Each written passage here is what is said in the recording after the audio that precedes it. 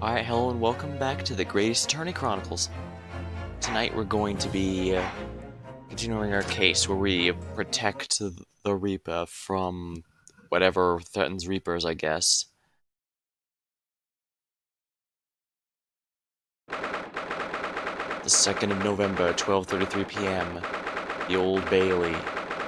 Defendant's Antechamber. Oh there, Otto! What kept you, my dear fellow? Hello, Mr. Sholmes, Gina. You sure about what you said in there? That the boss, actually died the day before? It's pretty hard to swallow.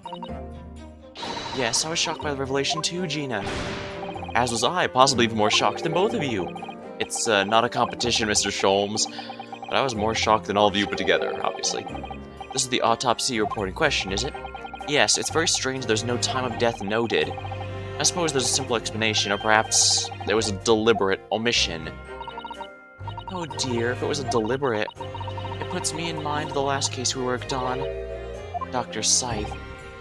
I know. Anyway, it seems on the day before Lord Van Zyke found the body, Inspector Gregson was investigating the Red-Headed League. Perhaps something happened with them. Come to think of it. You had trouble with those League men too, didn't you, Mr. Sholmes? You were taken in by their No. Naturally, I wasn't taken in as you put it. My sleuth-hound interest was merely piqued slightly by the rare scent of a weekly 4-pound income. And that scent masked the underlying scent of deception, I suppose. The two criminals in question are the pair we saw being arrested yesterday, aren't we? Mr. Sholmes' suite, I mean. That's right, Suze. And it was me what took him in. Thanks to the tip-off of a good, law-abiding citizen. Indeed, yours truly. So it's going to be that pair of witnesses in the stand next, is it? Something doesn't quite make sense to me, though. The day before Inspector Gregson was found, you hadn't had trouble with the Red-Headed League yet, had you? Why would the Inspector have been investigating them? Well, the likely explanation would be that Gregson's own sleuth-hound interest was piqued by the rare scent of the weekly 4-pound income. Hey, don't tar him with the same brush as you, Sholmes. Yes, well, then there's the whole issue of Inspector Gregson being investigated by Von Zykes for some reason. Yeah, what is he trying to find? The Reaper, the Red-Headed League, Inspector Gregson, Lord Van Zykes, and Kazuma. I feel as though he knew we'd arrive at this point somehow. Oh gosh, I think you're right. What's he really trying to achieve here today? Yeah, I highly doubt he actually cares about avenging his father, because even he doesn't have a high opinion of him, judging by how quickly he sliced through that wax figurine of a big man.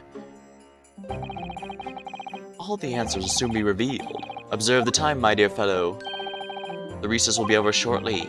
Yes, you're right.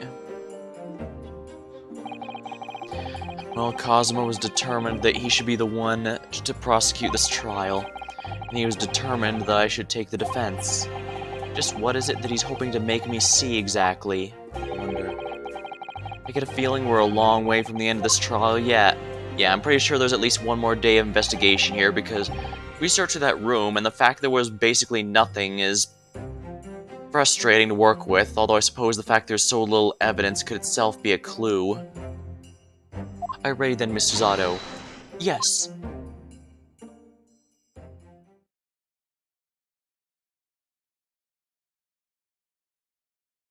The 2nd of November, 1 p.m. The Old Bailey courtroom.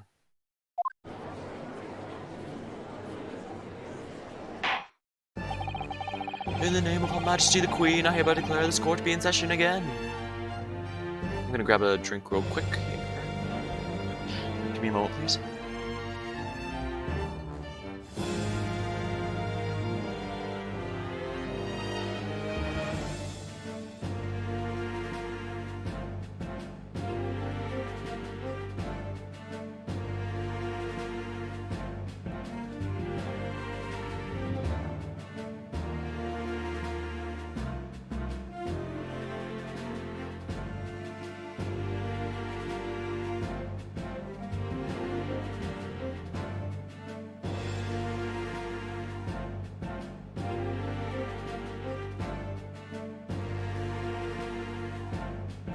Alright, there we are.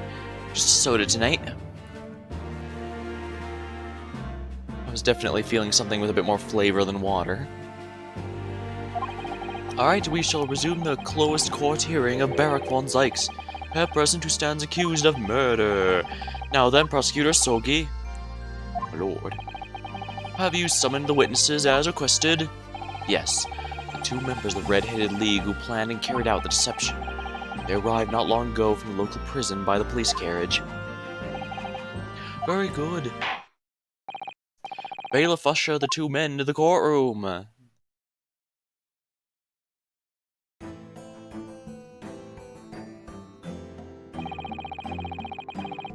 These 2 men are currently being held by the police on suspicion of attempted extortion.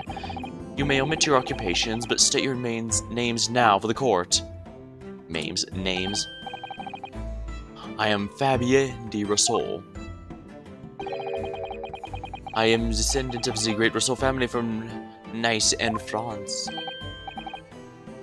And my name is Peperino de Rossi. Their last names are all various forms of red from France and Italy. I'm the son of great Familia de Rossi, the landowners from Napoli. Oh no, it's still France for both. Yeah, day. What am I thinking? I guess the spaghetti threw me off. These 2 men first became acquainted at a boarding school for European nobility. Those who graduate from Zeke are the future leaders of Europe. But, do you have any idea how boring it is to be born with noble blood? Alors, I make it my mission to get the better of the world by employing the little grey cells in my brain. That is all I'm trying to do, So, that's the only reason for this whole grand deception you've been carrying out. Oui, you could say that. Not bad, He has a grand ideals, but petty plans. A strange combination is the charm of the hilarious brothers. Let's see, couple. Listen to me, Peppino. I have 2 things to say to you. Tell me one of your grand anecdotes. Firstly, I want you to stop calling me Z, capo. And secondly, we are not the hilarious brothers. This is serious business. Okay, below, there it is. The capo's trump guard. A furrowed brow. It's deep, The furrow meaning of your words. This court has been led to believe that under the banner of the Red-Headed League, you have conspired to swindle money from unsuspecting members of the public. Is this true? Oui. It is true. And what exactly is the nature of this deception which you plan to defraud? Or I will explain it. No. Leave it to me. You see, we both have the vivid red hair, no? At school, we were teased with this without pity. The capoeira was many times by the schoolhouse, crying like the Trevi fountain. Where's those dogs one day the world shall respect redheads? Every night he would bury his head in a pail of weep for his That's bien beboina, binoina. I shall explain the rest. The first step was the newspaper advertisement. About 1 week before the plan was put into operation, we enlisted the same notice in every paper in London. Yeah, we saw that notice. It's this one, I believe, entitled To the Red-Headed League. Oui, it is true. I'm honored that you have seen it. It states that the only condition for joining the League is having flame-colored hair, and that if you satisfy the interview and are admitted to the League, you could receive a weekly income of £4. On the date specified, red-headed hopefuls gathered in droves at the park specified in the advertisement, and from each person present, this pair took an application fee of 5 shillings. And with the money to France, it was the most plan elegant, no? No, it was most dishonorable. To be frank, I'm stunned anyone was foolish enough to be taken by such an obvious trick. The park was described by one witness as choked with red-headed folk, like a coaster's orange barrow. And on the day in which all these men gathered to was the day before the victim was discovered. Crucially, these two men spoke face to face with every single person present that day. Oui, I have seen more red-headed people in one day than I will see in the rest of my life. See, and enough. Every time I see a couple there, I feel sick to my stomach. Anyway, why have we been summoned here today? Sorry. The date for our trial is not until tomorrow, I was told. Naturally, neither of these men have been told any details about this trial. They've only been shown this photograph. Alright, very good. Yeah, they're trying to control how much information people have, including the witnesses. So, Mr. de Rousseau and de Rossi, you'll now give your formal testimony to court on the subject of the gentleman pictured in this photograph. Of course, we are always ready to help with the law, when we are not to breaking it, of course.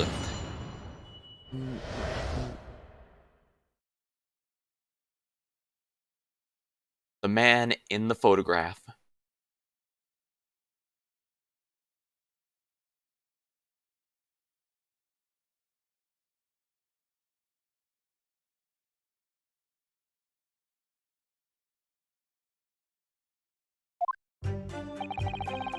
We had more than 1,000 red-headed people assembled in the park on Lime Street that day. I don't recall a man in this photograph, eh, couple? No, I do not remember him. Obviously, he is dead now, but I assure you he was not in the park. The victim is nothing to us. You have a lot to answer for, Peppino. It's all your fault that we got caught in the first place. You've given sworn testimony that this man in the photograph was not present. Can you be certain? Oui, I am quite certain. We did not interview this man. He will be looking like this came to the park. This, I can promise. It must be noted you've been arrested for a grand deception, however. Accordingly, this court does have little confidence in your assurances. Oof, with this attitude, we get to nowhere. He's really sulking now. This confidential document was directly obtained from Scotland Yard. The records are an entry from the inspector's private diary dated before the incident. It reads, Lime Street Redhead League Undercover. I have the answer. Maybe there was another similar event to the park in question, eh? That is ridiculous. There's no question Inspector Gregson was investigating the Redhead League, which means it's quite possible that's when he was killed. Very well, the defense may proceed with the cross-examination now. Yes, my lord. Cross-examination. The man in the photograph. We had more than 1,000 red-headed people assembled at the park in Lime Street that day. 1,000 people? That's a very big crowd. It was quite a spectacle. Redheads had come from all over the capital. See, Apple here has the magnetismo animale. Nobody else could attract so many people. If I could be born again, I would be the capo. All those people wanted was the money, Peppino. The £4 per week. I suggest that you spoke personally with all 1,000 applicants? We that we did, because every one of them paid us 5 shillings. We take their names, and we take their money, and we take their addresses as well. And we take some days to let them know by a post finito. Maybe a 2-minute per person. We start early in the morning, we stop late at night. So you earned 5,000 shillings in a day? That's a small fortune. Who'd have thought there were 1,000 gullible redheads in London to start with? One of whom was a great detective with chemically altered hair, for that matter. But I do not... Man, this is a photograph. Hold it! So he doesn't look at all familiar? No, I do not think so. This is a wig, eh? He was trying to trick us. I do not like the people who are trying to trick the other people. Says the con artist. Between them, they interview 1,000 people with red hair. It would be unreasonable to expect them to remember every face. No, it may be small, but my memory is very large. I never forget a thing. In my opinion, I do not think this man was in the park. He's not going to give the court a definite, it seems. Hey, you didn't see a man like this, huh? No, I do not remember him. Obviously, he is dead now, but I assure you, he was not in the park. But according to what you said, he spoke with 1,000 or more people that day. Oui, that's true. My eyes were burning by the end of the day. Surely then you can't actually remember every single face. How are you so certain? This particular man wasn't present. Normally, the red hair is very distinctive, eh? But normally you have 1,000 redheads around, then it's just an eyesore. But if there's another information you could have given, maybe we could recall. That is not the line, Peppino. Remember, we do not remember him. We are sure of that fact, huh? If there was a man with the red hairpiece, but his mustache did not match the color, then I do not think I would have forgotten him. Cosmo said these two had only been shown the photograph and had been told nothing else at all. But what if I fed them one other detail about the victim? For example...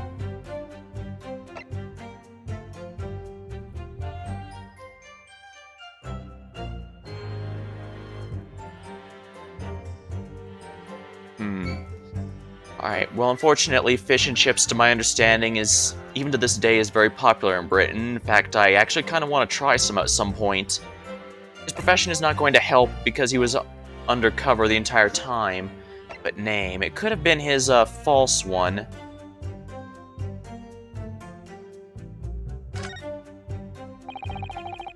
I could certainly appreciate just knowing the man had red hair wouldn't help you remember in this situation.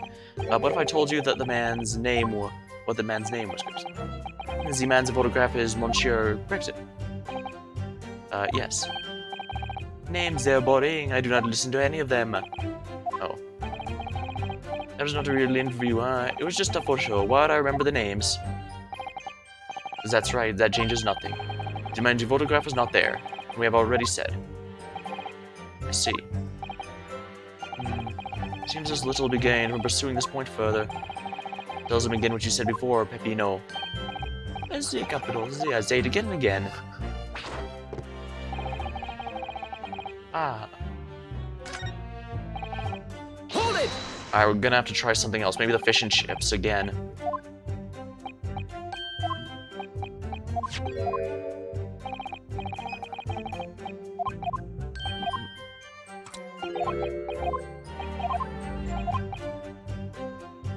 Fish and chips. I can certainly appreciate just knowing the man had red hair would help you remember. But what if I told you that the man was always munching a packet of fish and chips? You remember a man who was eating incessantly? I'm not true. I was only looking at the heads of the applicants. I wouldn't have known the fish and chips any more than the caviar and smoked salmon. Oh, spaghetti, me, I love the spaghetti. Really, I had no idea. Tells you again what you said before, Peppino. The capo, see, I say it again. Hold it! Oh, but we only have your word for that. See, what else can we do? True. Oofa, we are not having a much of fun these days. First we are arrested, then we're shown the horrible picture of a dead man. Now I question everything else we say. We're the victims here. No, you're caught carrying out a plot to swindle hundreds of innocent people. You had to bring that up. It's not fair. You will not answer for Peppino. It's your fault we got caught in the first place. Alright, we're gonna have to go with the next one, the profession, then.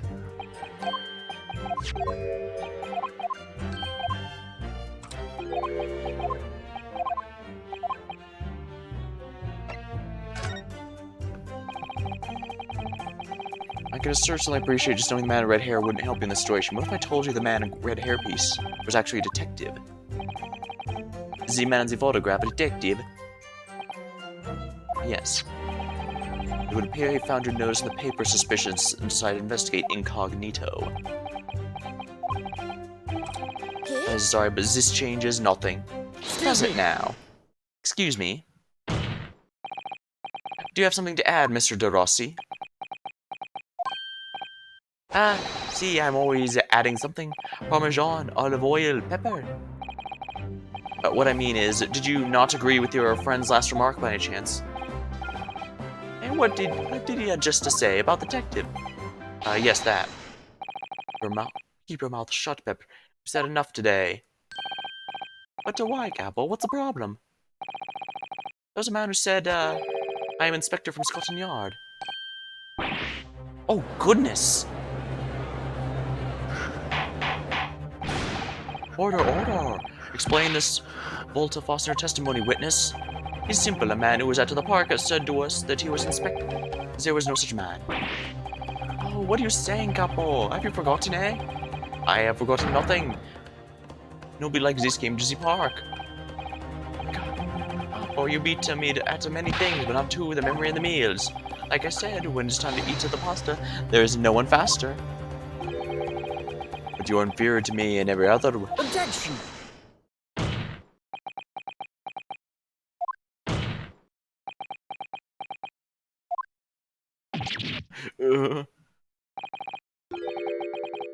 Top.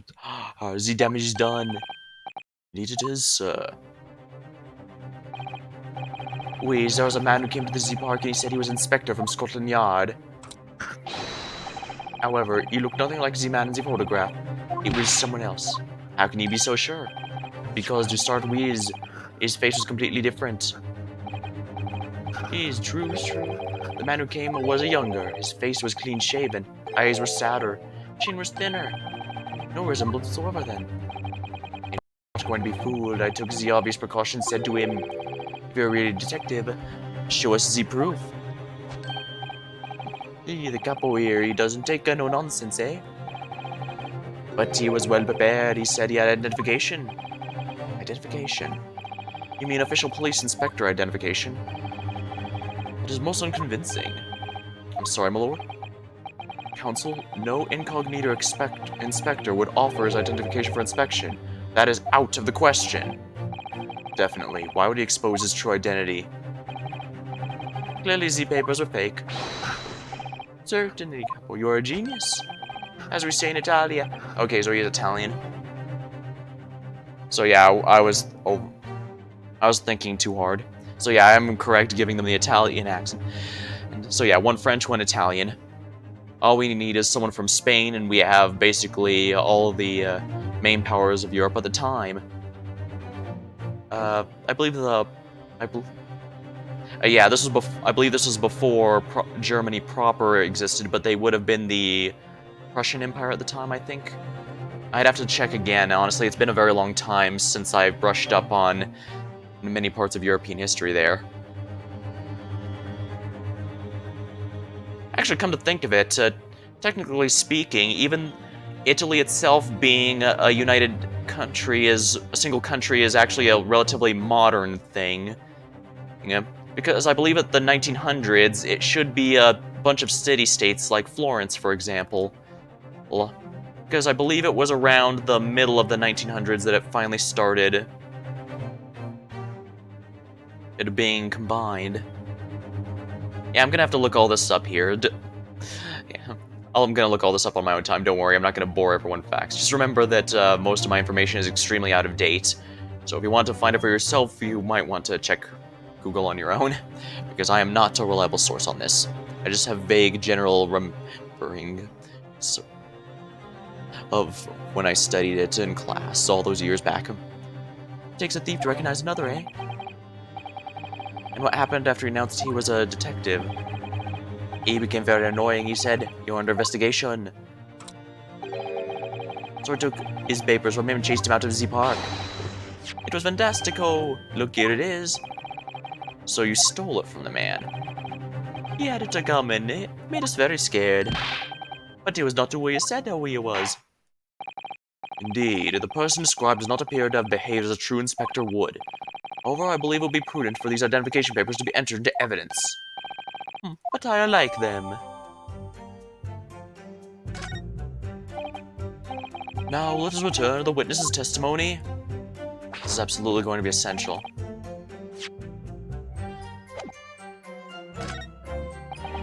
You will not answer for Peppino. It's your fault we got caught in the first place. What do you mean by that exactly? Oh, come on. Promise not to say, After we had taken all the monies that day, we should have left the country. That was my plan. I left the purchasing of the tickets for the ferry to Dunk, to my companion here. But he bought them for the wrong day. Oops. But it's easy mistake to make, The 1st and the 31st.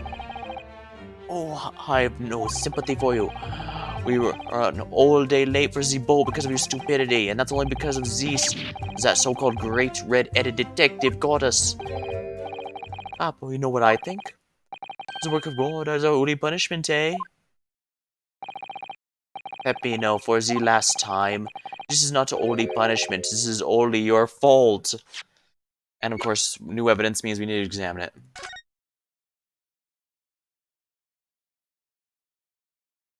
Well, obviously we have to open it. Well, I suppose we should see what this inspector's identification looks like inside.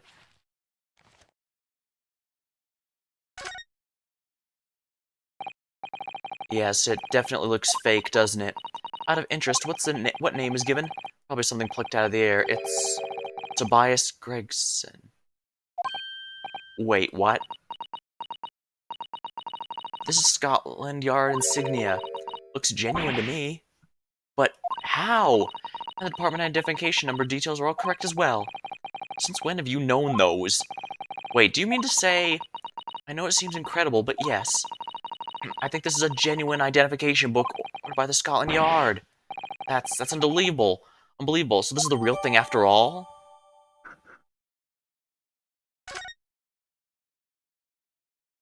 Gregson, what is going on? Why would you break undercover like that?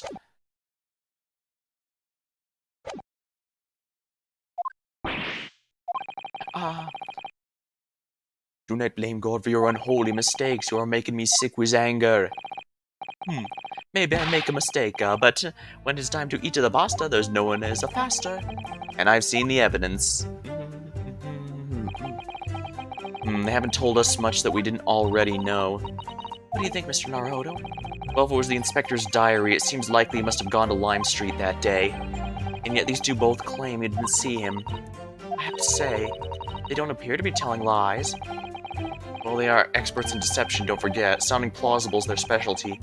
They may be lying simply to avoid being implicated in this case as well. Surely if they're truly experts in deception, they wouldn't have been caught. Well, yes, you do have a point there. Seems to me like we need more information. Definitely.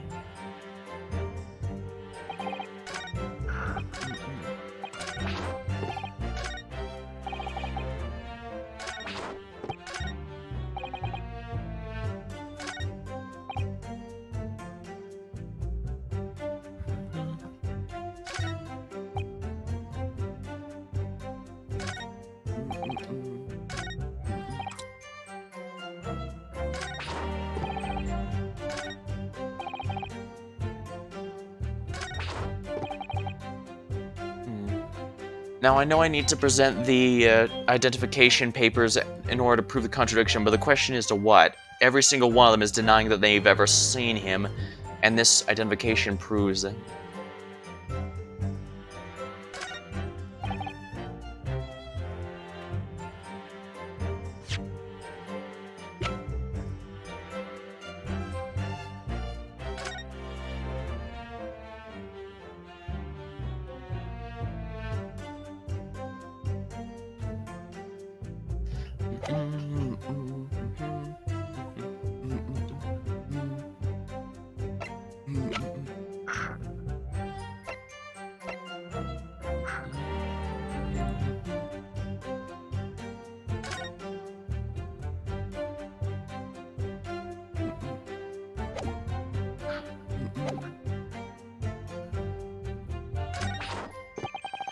Hold it!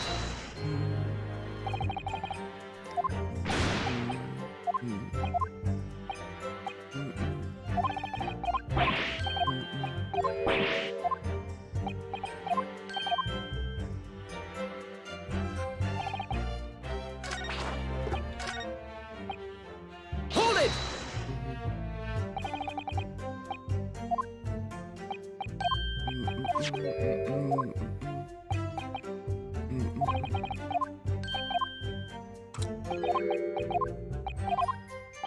I know what I need to present here, but...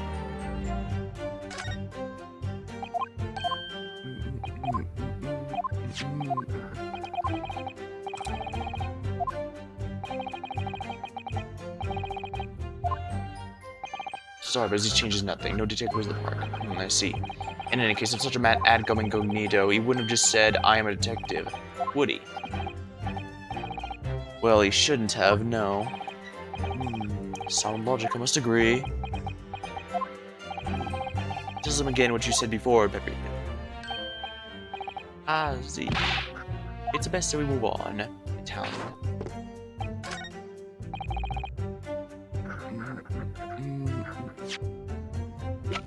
Objection! Okay, yeah, I got it right. I wonder if I could ask you to examine this identification book very closely. Miss Lestrade. Why Miss Lestrade? What is your intention here, Counsel? Is this really a fake or is it genuine? That's the question. Which we can't answer ourselves. Don't be ridiculous. No Scotland Yard detective would allow his or her identification to be stolen. That is the boss's. No question about it. It can't be he. As I suspected. The undercover detective who attended the Red-Headed League's enrollment the day in question was the real Inspector Gregson, carrying out an incognito investigation. Zolo.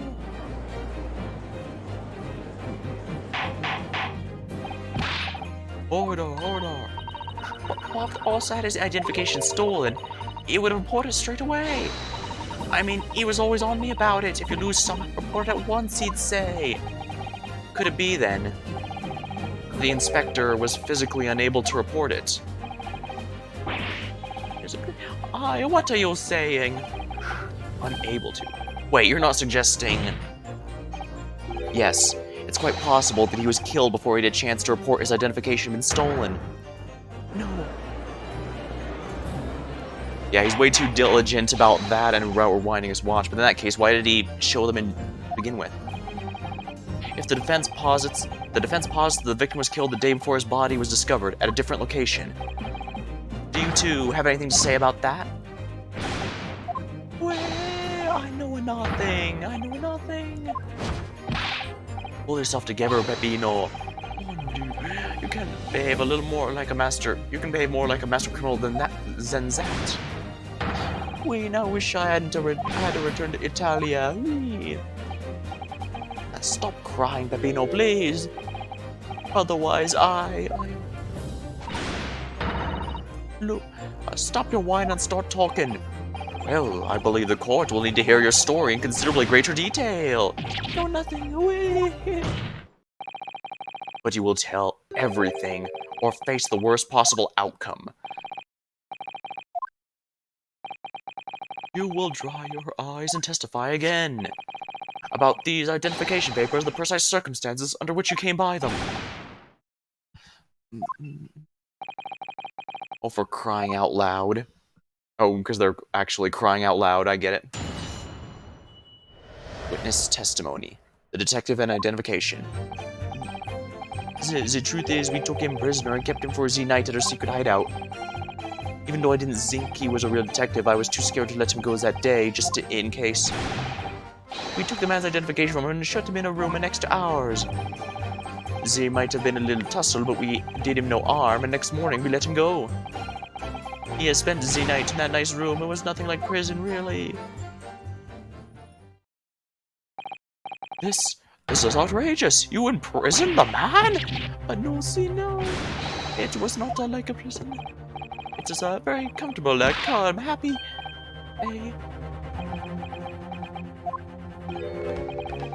It was never part of my plan, I swear it. Oof, so if you think it was my fault, just because I got the date of the ferry wrong by one a little a day. I do not think it was your fault, Peppino, I know it. No, the capoeira's not fair. You shall have plenty of time for squabbling back at prison, gentlemen. Ooh, I don't believe this. How could he have been the real detective?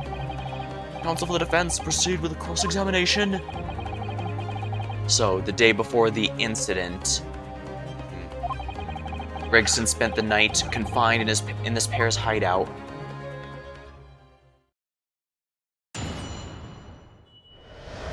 Yeah, things are getting really weird, and it's only going to get more complicated from here. The truth is, we took him prisoner and kept him for the night at our secret hideout. Alright, where is that? Do you realize what you're saying? You have to believe me, I never intended for that to happen. I'm sure the detective did not intend it either. Do you think? But there was nothing else I could do. See, nothing else. This was the first crime. Oh, it was the end of his wits. I have told you before, Peppino, that is no way to describe a criminal mastermind. What about this hideout of yours? An old empty house behind the park on Lime Street. We went to the place for 2 days. It was inspired by an impulsive idea, you would say. No, not impulsive, inspired. Am I supposed to say to that, eh, Peppino? And it was in the house you confined Inspector Gregson, correct? Oh, oui, but you have to remember, I was under the impression that he was a pretender, not a real inspector. That doesn't quite add up, though. If you didn't think the man was a real inspector, there would have been no reason to take him prisoner, would there? No, you're right, but we couldn't be completely certain.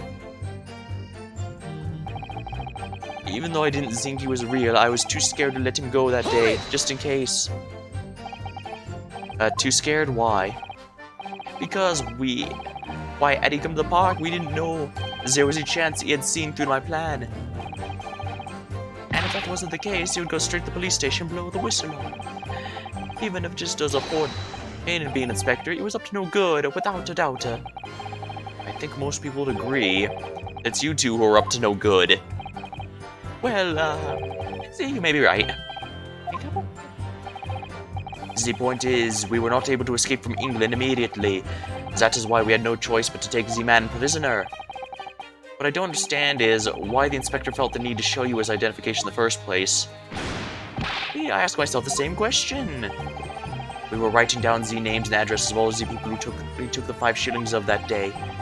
I've forgotten what name he said, but the address, it startled me. See, address Scotland Yard, Homicide Division, he said. Wait, what? He probably like, Ace Peppino. Anyway, I was not rude. I just politely asked him why he said it. And that's when he started to say he was an inspector.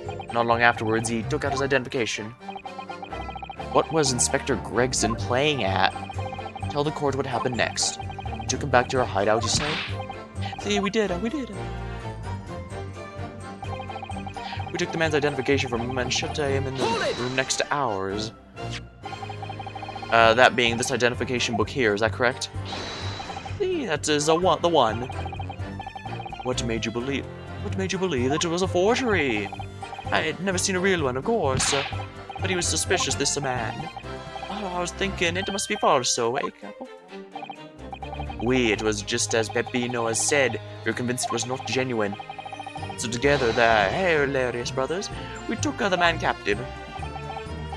All we did was shove him inside a locked room.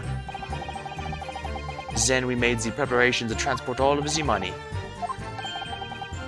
In for a penny, in for a pound, I suppose. He might have been a little touchy, but we did him no harm, and the next morning we let him go. What do you mean by a little tussle, exactly? Oh, it was nothing, it was a minor incident. If also inspected, he was a real piece of work, eh? What happened?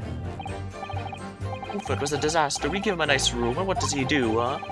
Another night, he tries to escape through the ventilator. Can you blame him?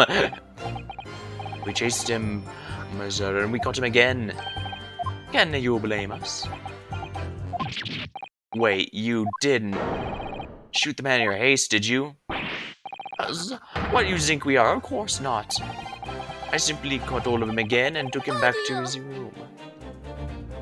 Excuse me! What's so Fabio here? Mr. De Rossi, is something wrong? Me? Something Mr. Rousseau just said seemed to make you, seemed to make you act even more strangely than usual. What was that all about? At times like that, you don't want to have a cap. You believe me? And I speak from personal experience. That is enough, Pepinos. There is no need to say more. The truth is, the night before we put the Red-Headed League plan to action, I was scared. It was not fair to the capo, but I tried to run away. It's a shame you didn't manage it. But the capo here, he came after me like the turbine, eh? Dragged me back to the house, kicking and screaming. I still have the bruises prove it, eh, capo? Bruises, you say? I want to see ya. My fantastical bruises. That's enough now, Peppino. No one wants to look at any part of me. Wait a minute, on the neck mark. What to do, I show you, or I don't. You do, now. Ah, if everybody wants to see, then I do it. Echo, you see, still a bit invisible, eh? Wait, that red ring around your neck. You got that when you were dragged back to the house. The capo, sometimes he's a very rough. And I said that's enough. Wait a minute, it wasn't Gregson at all. It was Gossip. He had somehow gotten his hands on Gregson's paperwork, and he was hoping to get more stuff. Peppino's neck is not due to what you're talking about. You have my word. Yes. What is your opinion, Counsel? About this red ring around Mr. DeRossi's neck? I wonder, does it matter? Mr. DeRossi, I'm going to have to ask you, please amend your testimony with details of that mark on your neck. Hi, couple, you see? Everyone is interested in what I have to say. Very well, we will amend your testimony as requested, Mr. DeRossi. See if you really want to know. Tried to escape, but Capo called on him and dragged him back. Like what? See? Are you saying that red mark was caused by a big collar made from leather? Their collar. Is this true, Mr. DeRosso? Well, we had the St. Bernard at home when I was younger. The souvenir from that time was a very strong chain. Strong chain. And you put that around your friend's neck. I'm sorry I was so angry that he was leaving me alone. You did not have to tie the chain to the leg of a bed. I would not have tried to run again. You didn't do that to Inspector Gregson as well, did you? Treat the people equal, that's the Capo's here motto. It's starting to sound a lot more like a prison all of a sudden. Capo is a tough, but the Capos are rough. I shouldn't have done it. So, the following morning, when you released the inspector, he had the ring around his neck, just like me. Peppino, leave it now. Now you know, huh? Capo here, you don't want to tangle with him, eh? The inspector is not so bad. The Magnetized room was nothing like a prison, really.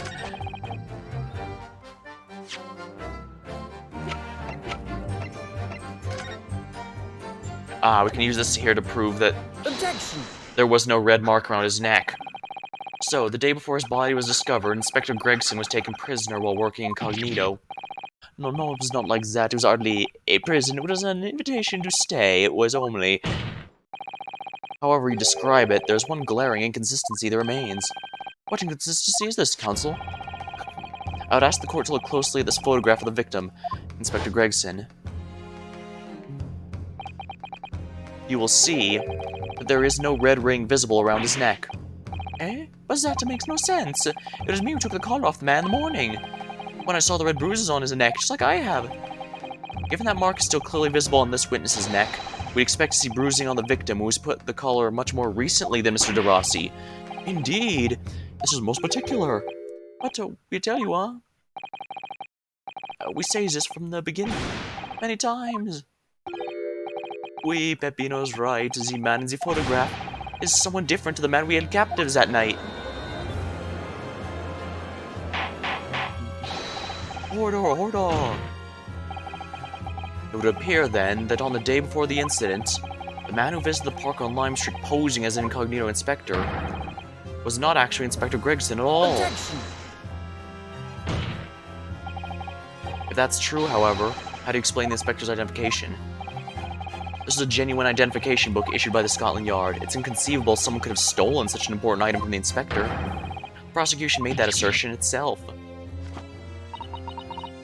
We also note the inspector made a note about the Red-Headed League in his diary for that day, which surely means we can't divorce the two events completely. The inconsistency noted by the defense is most troubling. If it were the real Inspector Gregson whom these two redhead gentlemen encountered, in fact, no bruising can be seen on his neck defies explanation. But equally, if they actually encountered an imposter, how did that person come to be in possession of the real Inspector's identification? Does the defense have some plausible explanation, counsel? The whole thing defies explanation. It is for precisely these occasions that we keep meticulous notes in the court record, Mr. Naruto, because there are facts. Those are the facts, and the facts cannot lie. No, they can't lie. Even when they point to something incredible, it's almost unbelievable. Well, my lord, the true identity of the person who turned up in the park for the Redhead League's enrollment is revealed by the information in the court record. Good gracious, I know precisely who it is. Very tantalizing, Mr. Naruhodo. So why don't you help us all see whatever truth is you've apparently seen? Who exactly was this inspector that appeared before Mr. Rosso and Rossi? Though it seems incredible, I admit the undeniable facts point to only one thing. Since no bruising can be seen on the victim's neck, the person these two red-headed men took prisoner that day cannot have been the Inspector Gregson. In other words, your whole argument up till now has been a waste of time. Oh, on the contrary, I haven't finished. What? You see, there's no bruising on the victim's neck, so the question immediately posed next is, who exactly was the man in the park in Lime Street found to be carrying Inspector Gregson's identification? See, that's alright. We tell the same story every time. Whoever this man was, I dragged him from a pillar to post with the dog collar. Or, I was not so harsh as you say. There was that false inspector. Who was he? Clearly, the defense has an idea about that. Precisely I do. About the true identity of the man these two imprisoned that night. I must ask the counsel for the defense to elaborate post haste. Who did the witnesses encounter in the park posing as Inspector Gregson? Gossip. Oh, goodness me, isn't that one of the witnesses who was in the stand in this very courtroom earlier today? A nameless man whose only occupation appears to be peddling hearsay to passersby. What on earth would a street seller be doing with the police inspector's reports? With the police inspector's identification papers? Witnesses, this man or not? What happened to his lip? Ah. See, this man is not for the Red-Headed League, eh? He's looking for the Twisted Lip League, no? Perhaps rather than making such a rash claim next time, you should bite your lip instead. It seems improbable, yes, but one undeniable fact remains. During his testimony earlier, I noted something around the man's neck. A red ring of bruising. Eh? What? The defense demands that Mr. Gossip be brought back to the stand. Order, bailiff. Bring the aforementioned witness back to the courtroom, immediately.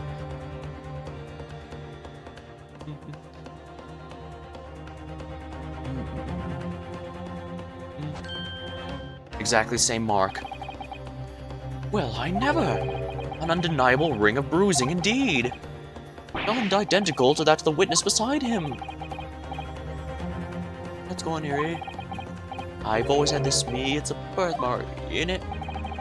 A birthmark, you say? I assume the reason you've been recalled to the stand has been explained to you? Some of that specter again. But I'm telling you, you got it all wrong as usual. So you're denying all knowledge of it? Of course I am. Are you trying to kill me with all this nonsense, eh? Well, at least you'll have more stories to peddle back in Fresno Street, won't you? Now, we're going to need you to testify again. And you, Mr. Rosso and Rossi, I'm sure you'll cooperate, won't you? Do we have any choice? We're in big trouble, eh? That is quite enough chatter. Proceed with the testimony. Witness testimony. The inspector and the identification revisited. The man who claims to be inspector that day was definitely not this man. See, you'd think we would forget those grand lips, huh? Never leave Fresno Street, alright? I've no interest in any red-headed league. I'm all alone in the world, me. I've got no kinfolk or nothing. Why'd I be involved in something like that? Just look at me, does it look like I carry up a disguise with a face like this? No, it would certainly appear we have the wrong man. What have I been telling you? There was no need for Zeke's pointless testimony. That's right, I'm just a simple peddler, remember? Fresno Street's all I know. How would I have come by police inspector's identification book, huh? Well, yes, that's hard to explain, but... A brief cross-examination, I think, counsel. Very brief. Isn't there anyone in this courtroom who thinks I might be onto something? I stand steadfastly by your side as always, Mr. Naruhodo.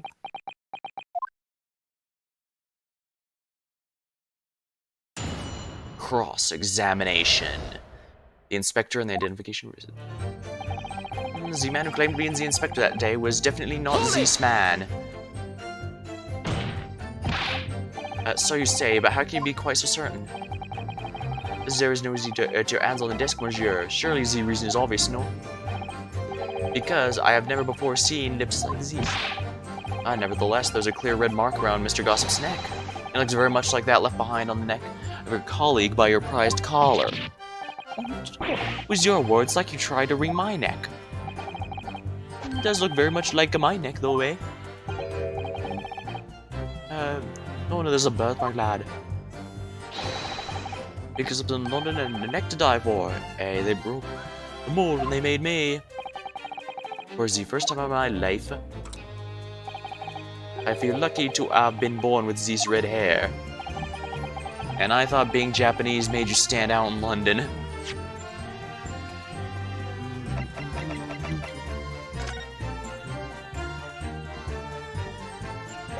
Presumably belongs to Gregson, but it might not have now.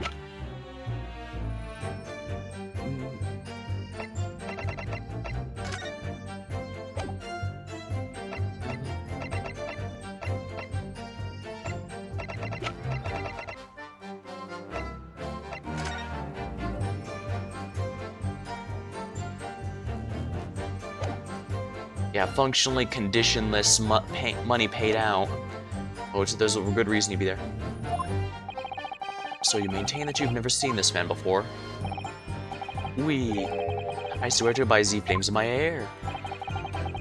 So fierce pride has outgrown the frustration with your hair now, has it? You try to see, you think we would forget those grand lips? Huh? Well, yeah, I don't imagine I'll forget those lips in a hurry either. That's what I'm saying. For some reason, it makes me want to eat, how Fabian called it? An eclair. You know, I've never seen the hair as black as yours before either. Likewise, I've never seen red hair like yours until I came to Britain. Maybe it's a national trait, huh? Maybe all people from this man's country have but grand lips. I know that I was born right here on Fresno Street, and I've never left. Oofa, that is the problem, missy. So you definitely didn't go to the park on Lime Street that day, Mr. Gossip. How many times do you want me to say it, eh? I never leave Fresno Street, alright? I've no interest in your Red-Headed League. So, you'd heard of the Red-Headed League, have you? Don't get a name like Gossip for nothing, eh? It's my business to know what's going on up in town. I sold that tasty tidbit to a fair few redheads that came past me. Just between us, I even got sandwich cough up for it. Well, he does have a very red nose, if that counts. Well, I think that's because he has a cold, actually. As you can see, my hair's not got a hint of red in it. And in case Fresno Street's my patch. Won't catch me. You have some other bar town? No, sir, not likely. Excuse me. Is that so? Oh, Mr. De Rousseau. Oui? Can I help you? Did Mr. Gossip's words right now lead you to remember something relevant, perhaps? It was the other day when I was looking for a place near the park. A small house or something. To be the headquarters of a red-headed league, yes. I visited a housing agent on Lime Street, and there I saw him. This man was paying money to the agent. What? Mr. Gossip? with a housing agent? We had some kind of contractors, and they were clearly discussing terms. But no, you're mistaken, chum. I never left Fresno Street, me, like I said before. You mistaken me for someone else, someone with the same face. No, the captain's right, I remember it too. He was paying a man with banknotes. With notes. Like I said, that wasn't me. I was curious why this man with dirty clothes would have so much money. Looked at the name on the papers. And what name was written? Mr. Gossip? No, this man, he lies. He tells you what he has no name. But in fact, his name is Hugh Boone, huh? Better than Miss Gossip, isn't it? No! That just broke this case wide open. I'm a peddler of tidbits of information, like I said, on Fresno Street. That is it. I don't much like folk talking about my personal life. Indeed. And it is not the intention of the court to invade the privacy of witnesses. Very well, I shall respect your wishes, sir. The aforementioned name shall be redacted from all court records of this trial, assuming no objections. I'm sorry, my lord, but the defense does object. Because the name just mentioned right now has a very deep significance to this case. Good gracious, do you similarly object, Prosecutor Soki? As it happens, my lord, that particular name has already been mentioned during today's proceedings. I never. What capacity? What capacity? Hugh Boone, the name of the leaseholder of the room. Let me put it very simply. The victim's body was discovered in your rented room. I suggest, sir, that you start talking. Well, alright. I suppose that might be the case,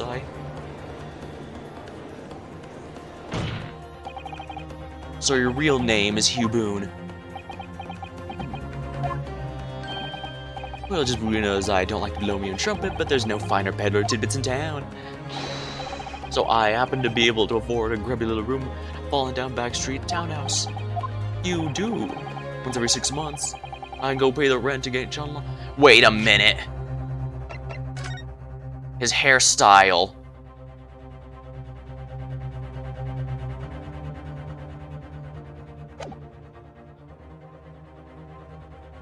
This man is Mr. Vigil in disguise. I can't believe I didn't realize it sooner. That explains why he has the framed photograph of his wife in there and why he hasn't been there since. I remember now, the two redheads were in there last time. I the place is a vulgar, it's not to me. Think again, Pepperino. Why didn't you bring this up before? It's like I told you already, I don't like talking about my personal life. I'm a tidbit peddler as far as anyone else is concerned. No fuss. You will update your testimony to include this most surprising revelation, Mr. Boone. If I must.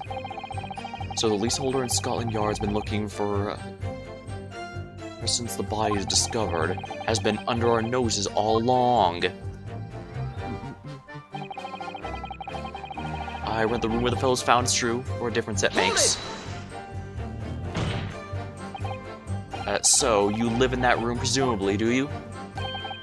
No, I don't live there. What do you think? There's no bed, is there? Just a desk. Then why would you want to rent it? Well, I don't think I should have to say, really. Then how about this notice board in there? Which was covered from top to bottom in confidential documents only the police should have access to. No, that board's not mine. Inspector must have brought it along. The only other bits and bobs belong to me, the desk chair and that. People don't generally carry enormous notice boards with them. The real question is, why was Inspector Gregson killed there in your room? Well, obviously I have not the faintest idea. I mean, it's causing me no end of bother, to be honest. It seems to me Mr. Mr. Boone, would rather as little known about his room as possible for some reason. Yeah, it does come across that way. And more importantly, knowing the scene of the crime is actually his room completely changes things. In particular, there's one part of his testimony that's really bothering me now. That's how I'm going to undo this man. I'm all alone in the world, man. Why to be involved in something like that? Oh, this is where I show him the wife. Hold it! Yeah, after all, he directly says the desk is his. Oh, you mean you have no family? No, not at all. Just spend my days on Fresno Street peddling tidbits to passersby. Hoping, just who knows, that is, that eventually someone else with lips like mine will come along. I don't think so. You may be right. Anyway, that mark on her neck is just too much of a coincidence for us to ignore. What's a fellow to do then? If you don't believe me, we're at an impasse. There's nothing I can do but flick my lip. Looks like I'm not going to get anywhere here unless I can produce some proof. You're basically saying I dressed up and posed as some fancy inspector, aren't you? Well, it's beyond me how you think I could do that. Look at me, I just look like I can carry off a disguise with a face like this. Hold it! Maybe you could, say, with a mustache or a beard to cover that lip? Aye, perhaps. But if I was gonna stick some fake facial hair to cover up this fine specimen, I'd end up looking like his lordship over there, wouldn't I? Pardon? I assure you, my lips are entirely unremarkable. I'd ask you not to cast such scrutinizing looks in my direction, counsel. Sorry, my lord. My imagination got the better of me there. Well, Inspector Gregson did wear a mustache, of course. You're right, he did. So perhaps he was hiding something himself. He could barely have hidden a crumb in that mustache of that size. And anyways, the detective we spoke of had no facial hair at all. See, but he's alright, he's a clean-shaven.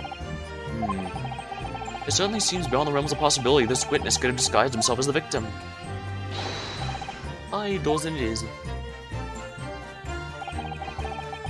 That's the extent of their testimony, is it? What's your feeling, Mr. Naruhodo? Well, what Mr. Boone says is undeniable. It'd be all but impossible to hide those lips with any form of disguise. Perhaps, yes, but nevertheless, the mark around his neck is equally undeniable. It's identical to the one Mr. Rossi suffered. Yeah, that's true. But why does this whole disguise idea just keep playing at my mind?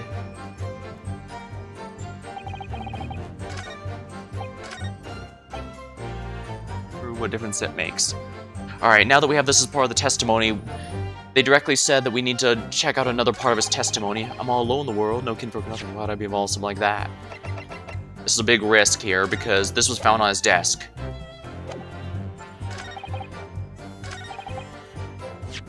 Alright, let's do it. Objection! Yeah, I got it. So, in the truth, this man is Mr. Vigil. So, if you have no kinfolk, as you put it, and explain why, among those sparse furnishings, we found this photograph in the room. Ah. I presume, as you've been renting the room, that this photograph belongs to you, does it not? Oh, well. Mr. Boone, drop the pretense, and tell the court exactly who you really are. I don't know what you mean, Headlar, keep telling me so. You don't need to bother with me. Please, just leave it alone. As the man says. Leave it alone. Whatever the truth is about this man's life, it has no bearing on this case. Because it's simply not possibly impersonated. Objection! Oh, how can you be so sure? It's not possible to expect he impersonated Gregson. How can you be so sure? Just look at the man. No amount of disguise could ever hide those unmissable features. Oh, but what if we were to look at this the other way around? What do you mean? Yes, counsel, what do you mean? He's already in a disguise. Well, there's no denying that Mr. Boone's lip is very prominent indeed. Consider the possibility that his prominent lip is itself part of an elaborate disguise. Then hiding that prominent feature, in other words, revealing his true face, would make an entirely impenetrable disguise. Wouldn't you agree, Mr. Hugh Boone?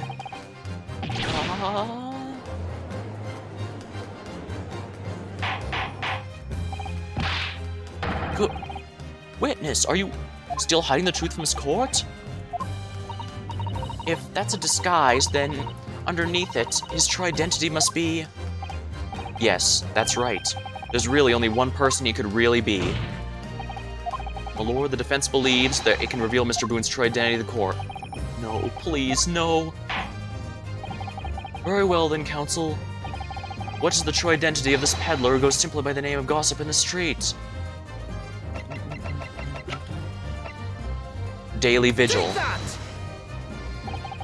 Your real name is actually Mr. Vigil, isn't it? Mr. Daily Vigil. Yeah. I don't recall that name, counsel. Who is this Mr. Vigil? It's a name I encountered yesterday, my lord. has to do with a certain client of Mr. Herlock Sholmes. A young gentlewoman came to the detective, asking him to locate her missing husband. The woman in this photograph, in fact. This is Mrs. Vigil. What? From what I understand, you haven't returned home since the night before the inspector was found dead. But of course, on that night, you were being held captive by the two Red-Headed League men. And last night you were put up by the prosecution to serve in preparation for testifying the trial, because we've been led to believe that you, Miss Venus, and Miss Sandwich were all homeless. Being important witnesses in the case, we need to know where we could find you, of course. And that explains why you've not only been unable to return home, but also unable to contact your wife, who's been beside herself with worry, waiting for you at the Vigil residence. Now, you just hold on a minute, so you don't have the first idea what I'm talking about. Really? It's simple enough matter to confirm my suspicions. All we have to do is pull off the disguise. No, please. Bailiff, bring the soap, a sponge, and a washbowl at once. Mr. Dodoso, Mr. De Rossi, you will restrain the witness. Oui, my lord.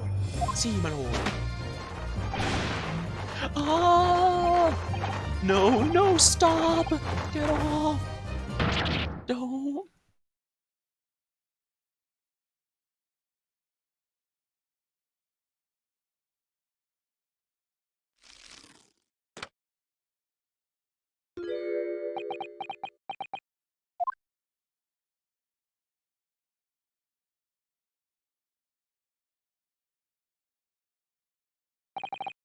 Well, we are now seeing your true features, I presume.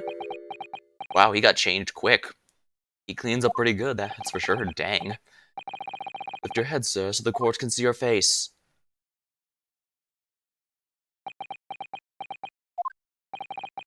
It would appear that the defense counsel's assertion was entirely correct. This has all been a very elaborate deception. So, witness, tell the court. Have you seen this man before? I don't believe it. But, see, there is no question. This is the inspector we saw in the park.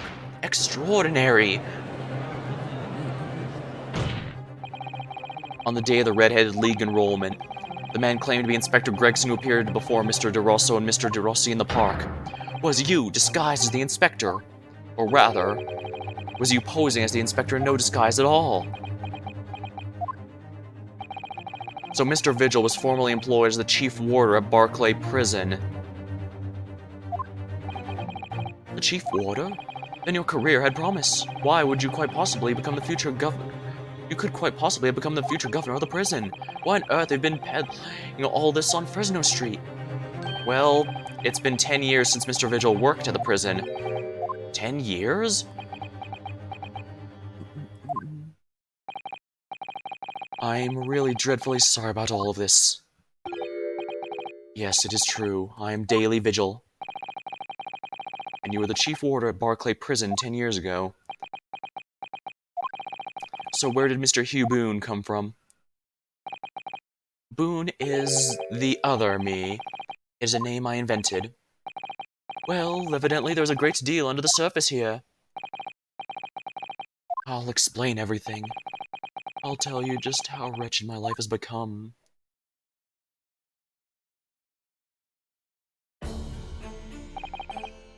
As you say, it was 10 years ago now that my employment at Barclay's chief warder had come to an end. Having left the prison service, I searched for some new occupation by which to earn a wage. But times were hard in London, and I found no suitable engagements at all. In desperation one day, I turned my hand at selling wares on Fresno Street. But your wife appears to know nothing of this. She still maintains you're the chief warder at Barclay Prison. I was utterly determined my wife should not know of my failings, which is why I've never told her. I opened an account in the bank under the name of Hugh Boone, and I rented the cheapest room I could find on Fresno Street, the scene of the very crime we're investigating. Yes, that's right. A place from which I could emerge every morning at 8 as a peddler, and transform myself back every morning at 5 into a well-dressed man about town before returning home. That quickly became my daily routine. I was puzzled by the lack of furniture in the room, but that explains it. So, but why on earth didn't you just tell us in the first place? I have a wife, sir, and 2 sons, and without wishing to sound self-conceited, they regard me with some pride. I couldn't bring myself to disappoint them. So instead, you decided to conceal your occupation from them. Yes. I've made such a terrible mess of everything. Still, one thing doesn't add up. No matter how many tidbits of information you could sell to passing gentlemen, even at 6 pence apiece, you couldn't hope to match the salary you must have commanded as chief warder in prison. Very true, to have kept your family in comfort despite 10 years of somewhat misbegotten employment. That was all thanks to Inspector Gregson. I'm sorry? Inspector Gregson, what on earth? It was some years after I invented Boone began my other life as a street seller. He, the inspector that is, recognized me one day. Do you mean to say the victim was an acquaintance of yours? I knew him from my time working at the prison. When he saw what I'd become, he was deeply troubled for me and my family. And from that day forward, he visited me on Fresno Street with increasing regularity. Then one day, he asked me if I would carry out a secret assignment for him. A secret assignment? What was it? I was to impersonate the inspector. What? Impersonate him? We always met in that little room so the inspector could brief me. Visit Orcz's tomorrow and take a statement from the proprietress. It was always something along those lines. Surveillance work, interviewing people, and on those occasions, he would lend me his identification so that people would believe who I was. My instructions were to make an impression, to let people know that I was Inspector Gregson, had been at work. And for those services, he compensated me financially. Scotland Yard Inspector willingly relinquished his identification to your care with intent to deceive? That, as I'm sure I need not point out, is a very serious criminal offense. But why? What was the point of you impersonating him? I truthfully do not know. All I can say is that the inspector warned me on numerous occasions. Now remember, Vigil, I need your solemn word. You don't blab about this to anyone, alright? Ever. Even if I end up a croaker. Even if he knew that he might end up dying one day. In time, he started to bring papers with him to the room as well. It became something of a second office to him. So, in fact, the person who declared himself to be Inspector Gregson in the park in Lime Street was really... Yes, it was me, acting on the inspector's orders. As usual, I removed my Boone disguise, and then went as instructed to the park, armed with the inspector's identification book. It never occurred to me that the bruise on my neck might give me away.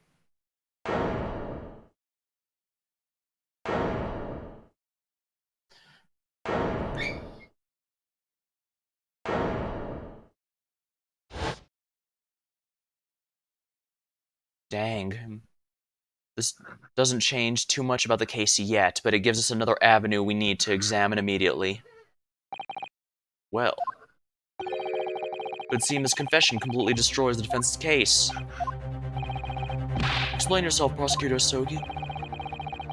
My learned friend's assertion was as follows.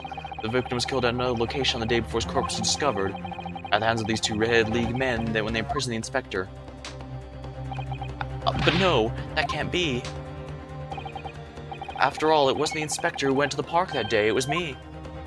Yeah, I guess I should have figured this would be coming, but... Finally, we have clarity. We had nothing to do with this murder of the inspector. Oh, the dog needs out. Give me just a moment, please. And merci, Monsieur de la Fence, for proving it.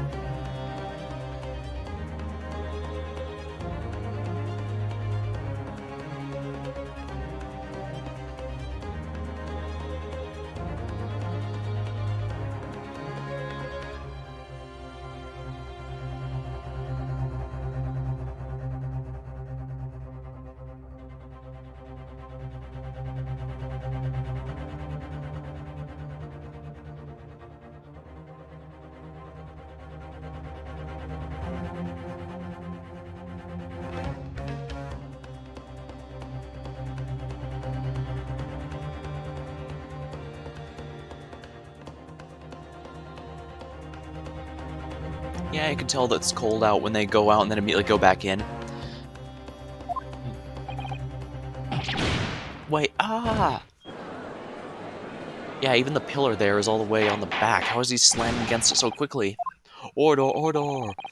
Indeed appear we've reached a de facto conclusion of sorts. These witnesses had no involvement in the murder of the victim. As proven somewhat ironically by the defense. I hereby call an end to the cross-examination. Hold it!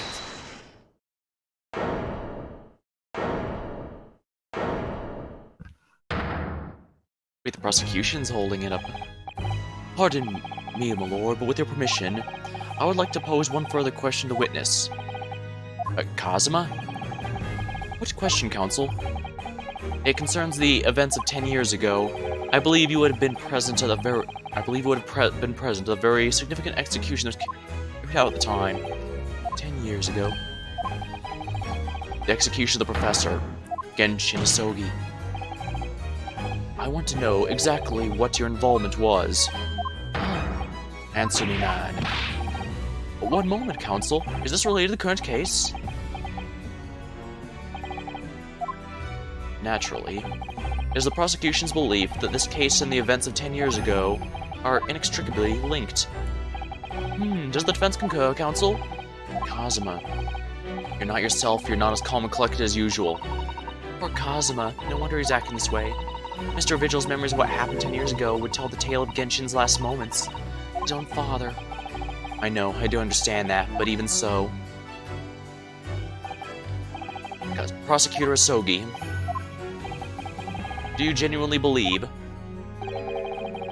this question requires an answer in order to learn the truth behind Inspector Gregson's death? I need you to trust me, please. Well, very well. Then the defense has no objection. I see. In that case, you will answer the question, witness. The truth is, I remember very little of that time. You've forgotten? I'm sorry to say, yes, as I've said, I resigned from my role at the prison 10 years ago. For some peculiar reason, my memory of the events leading up to that moment is extremely hazy. Does that not strike you strange, Mr. Naruhodo? Sorry? 10 years is a long time, sure, but to have forgotten the reason why you left such an important job. Yeah, you're right. And not only that, Mr. Vigil's claim contradicts what we already know. The human spirit is a fragile thing and is broken too easily, which is why we have a tendency to wrap it up for protection. I'm sorry, the human spirit? I'm afraid I don't understand what you mean. When we experience pain and suffering we feel unable to bear, we will block it out, obliterate it from our memories, seal it away. But it never truly leaves us. If the seal is broken, our memories resurface. And when they do, the fragile spirit may finally be crushed.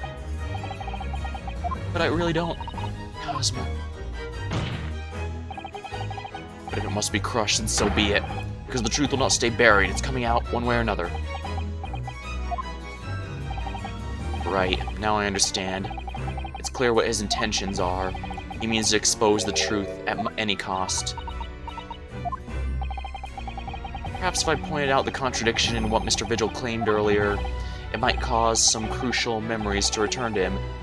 Should I?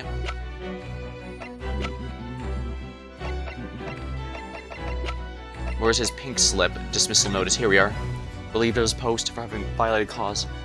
All rights to redundancy pay and other financial benefits fully revoked. Reason for dismissal: aiding and abetting escape from the prison first prior to his execution. Details of escape are being investigated. Full cooperation. Inquiries will be expected. Note: indications jailbreak plot was conceived prior to the convict's incarceration. Believe the convict engaged in some sort of negotiation with prison staff to secure assistance. Full disclosure will be demanded. Should I present the evidence or not? We have to do it. A big thing about this game has been the truth, no matter how painful. I have no idea how this is going to go, but this is a court of law, and I have a duty to pursue the truth. Mr. Vigil, I'd like you to look at this. Evidence that clearly contradicts your version of events. Take that! Just a few moments ago, you made the following statement. I resigned from my role at the prison 10 years ago. Ah, well, yes. In other words, you claim to have left the post of Chief Warden of your own volition. Well, yes, of course. Why? Tell me, do you remember seeing this document before? No, I don't. This is a dismissal notice ordering the immediate termination of a prison staff member's employment. A dismissal notice? And the name on the notice is yours, Mr. Vigil. What? What? It's mine? So you didn't resign from prison service at all? For some reason, you were fired, dismissed as chief warder from Barclay. Yeah, didn't resign, he was given the pink slip. No, there's some mistake, I'm sure I tendered my resignation. This dismissal notice is nonsense. Isn't it? If you were forcibly dismissed, there must have been for good reason. Clearly, you did something. Mr. Vigil, it is time to break the seal and have you remember. For better or for worse, Mr. Vigil here is our only source of information from one of our very few sources of information from that night 10 years ago. We need him to explain. According to the few remaining records, the final execution that you supervised was on the 17th of June 10 years ago. And on that day, something very serious took place at Barclay Prison. The 17th of June. Was that the professor's execution? Professor. As you were the chief warder at the time, it stands to reason that you would have been present throughout the proceedings. It does sound familiar. And yet, that execution never took place. The convict, ostensibly executed earlier that day, later re-emerged from his grave. The convict came back to life. In the cemetery in the middle of the night, yes, there was a witness. However, the witness claims the moment after he saw the convict clambering out of his grave, a gunshot rang out from over his shoulder, and the bullet pierced the professor's chest, killing him instantly.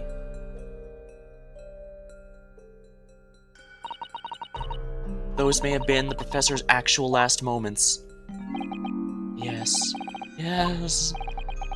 Alright, seeing as you were in charge of overseeing executions at the time, you must know the truth about what really happened. It's in your head, somewhere deep down. Well, Chief Warder Daily Vigil, I know there are memories in your head that can explain what happened on the 17th of June 10 years ago. And now it is time for you to drag them up.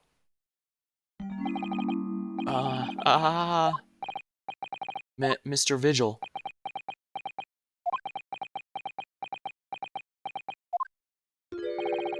Yes, the whole prison.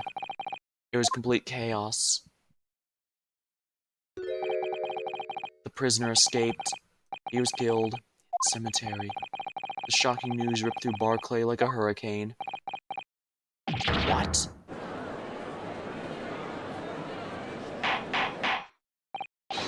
Order! Do you mean to say, Mr. Vigil, that your memories of that time have returned? My head, it's like some floodgates have been opened. The images, the screams. Oh my goodness. The papers. There were reports, articles about a man who'd seen a ghost. Yes, Enoch Drebber. But surely those reports were exaggerated. There were traces at the scene. Traces of what? In Lowgate Cemetery, at plot number 139, blood, lots of blood. That's where the man was buried, of course. Obviously, something terrible had happened there. The depths of conspiracy and depravity from which this tale is emerging are quite staggering. I reviewed the police records from that time extensively. A thorough investigation was conducted by Scotland Yard. to ascertain how the convict managed to escape in the first place. And the conclusion reached by the investigation team was that a member of the prison staff must have been involved. Are you suggesting that a prison warder abetted this man's bid for freedom? Yes, and I was suspected of doing it, of using that mass murderer's execution as a way to help him escape. You did what? I remember now, the horror of it all is coming back to me. One evening, a few days after the execution, some detectives came to the prison. I was called to the governor's office at the watchtower.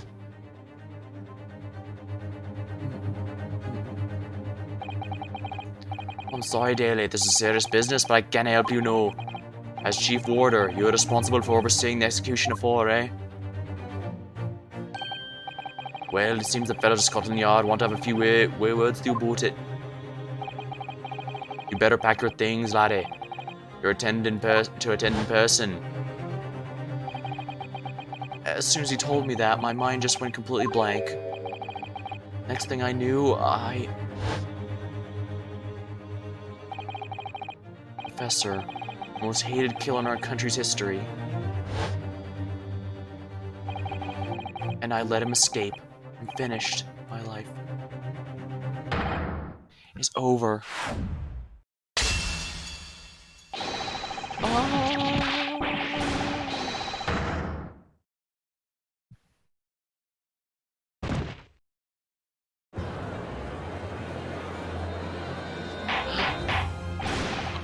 Order! Bailiff, fetch a doctor at once!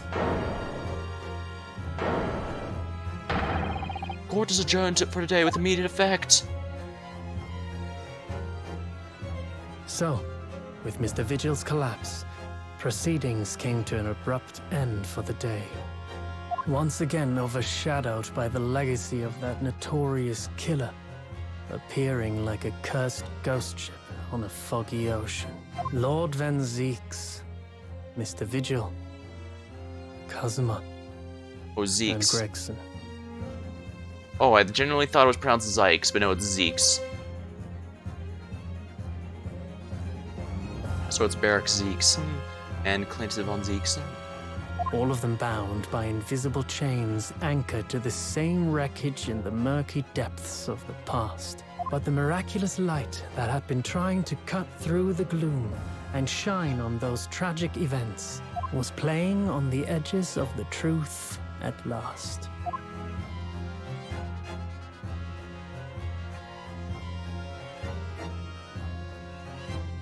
To be continued.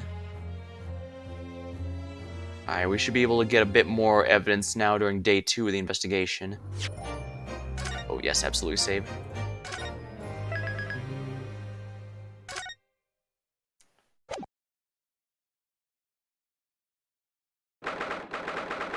2nd of November, 3:38 p.m. Sholmes' suite. I still can't believe what just happened. I know, I inquired with the bailiff after the court session was adjourned. It seems Mr. Vigil was taken to the hospital to recover. Right.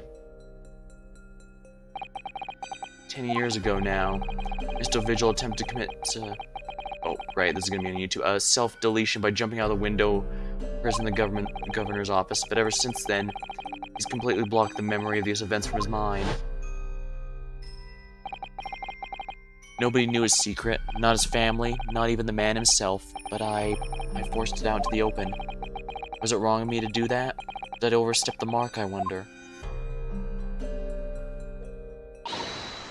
Bruno! Oh, hello, Iris. You're miles away, and now I brewed a fresh pot of soothing tea for you. Oh, thank you. You and Susie have had an exhausting day so far, haven't you? Oh. Thank you, Iris. How thoughtful of you. Do you happen to know where Mr. Sholmes is? When we came out of the courtroom back in the defendant's antechamber, he disappeared. Oh, no, I don't know. He suddenly sprang to his feet and left. All he said was, I must leave. I wonder if he's pursuing the mystery of Inspector Gregson's death. Well, you know what Hurley's always saying, don't you? There are mysteries of the world that should perhaps never be solved. For a construction of a solution comes only at the expense of the destruction of something else. What does that mean? He knows very well when you open someone else's old wounds, you often open up your own as well. But he just can't take his own advice and leave well enough alone. Solving mysteries is too important to him. And that is true. That's what I like about Hurley, after all. I suppose that's the lot of a great detective in some ways. So then, let's have tea, and I'll give you a hand. Oh, do you have time, Iris? Yes, I finished this month's manuscript at last, with barely a day to spare before the deadline. Oh, I'm so looking forward to it. A brand new story to read in the adventures of Herlock Sholmes. You know, I always hide Hurley's violin the days before I have a deadline. You do? Why is that, poor Mr. Sholmes? I'm sure that's very wise, Iris. How sensible of you. Now then, my dear fellows, let's make a plan of action before we continue our investigation.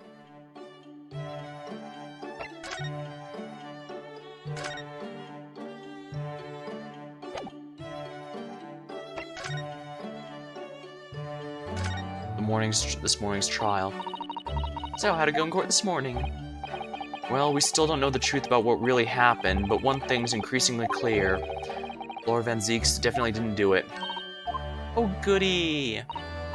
Yes, that's right. We managed to uncover several new facts as well. Oh, really? And there was another development as well. Cosma. Yeah, it's quite clear now that Cosma is not himself. The way he's acting, it's almost as if he's possessed. I know. I mean, at the end of the proceedings earlier, he was like a bloodhound the way he was chasing down Mr. Vigil's forgotten past. He's not normally so mercilessly persistent. What's going on in his head, I wonder? I really need to sit down with Cosma and try to understand what he's going through. The Reaper's innocence.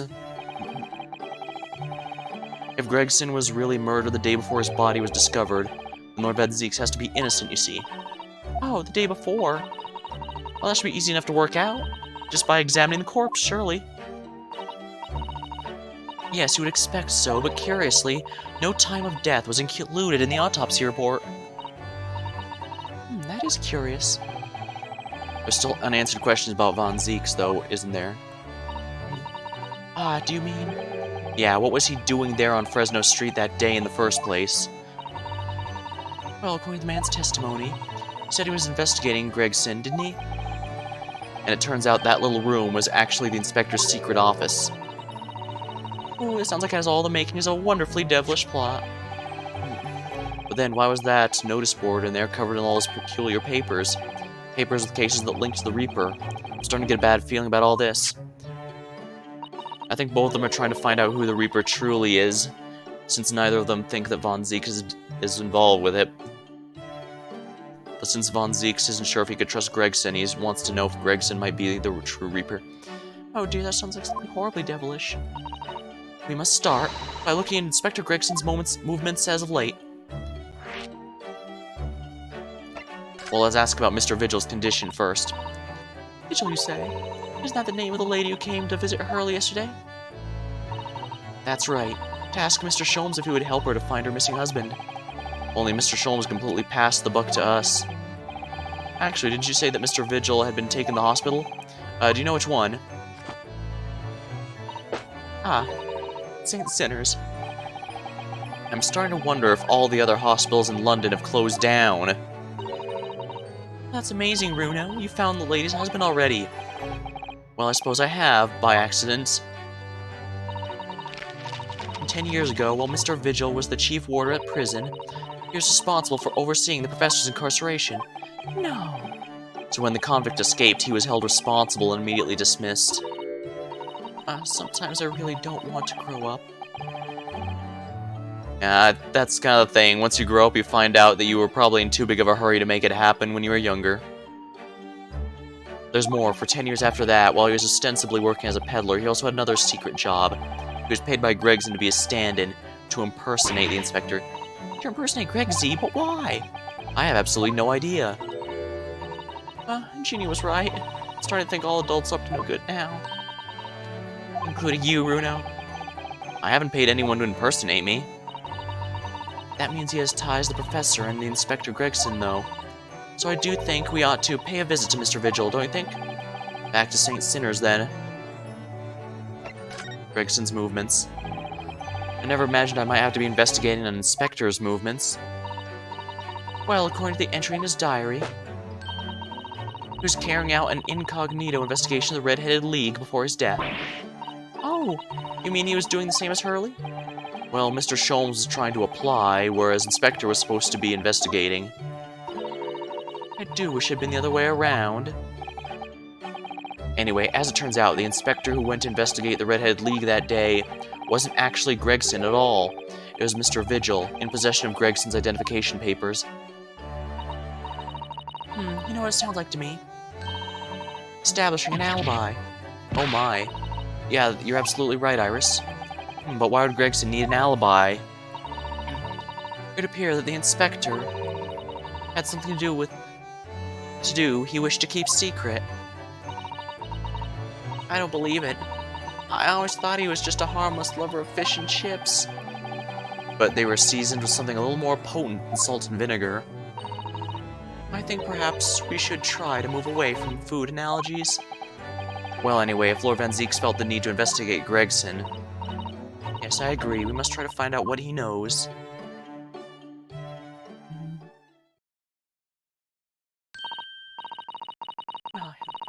Well, I think it's clear what we need to do, isn't it? Let us investigate, my dear fellows. Oh, Iris. You're more enthusiastic than usual today. If I don't have anything to hide, my special Wilson shooting iron will soon set them straight. That's a water pistol. Stuff full of piping hot, extra special blend of mine. And I'm quite sure it'll be very effective. I'd better be careful not to hide anything then. Well, it feels a little strange Mr. Sholmes is nowhere to be seen, but let's go and see what we can find out. Yes.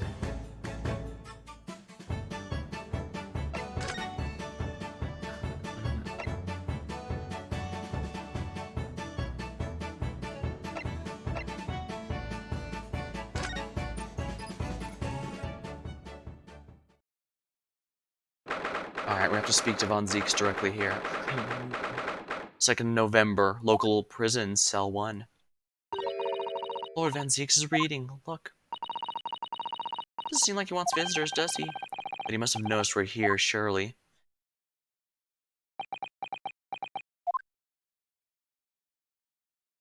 You should really work on being personable, Mr. Von Zieks. What do the Japanese want?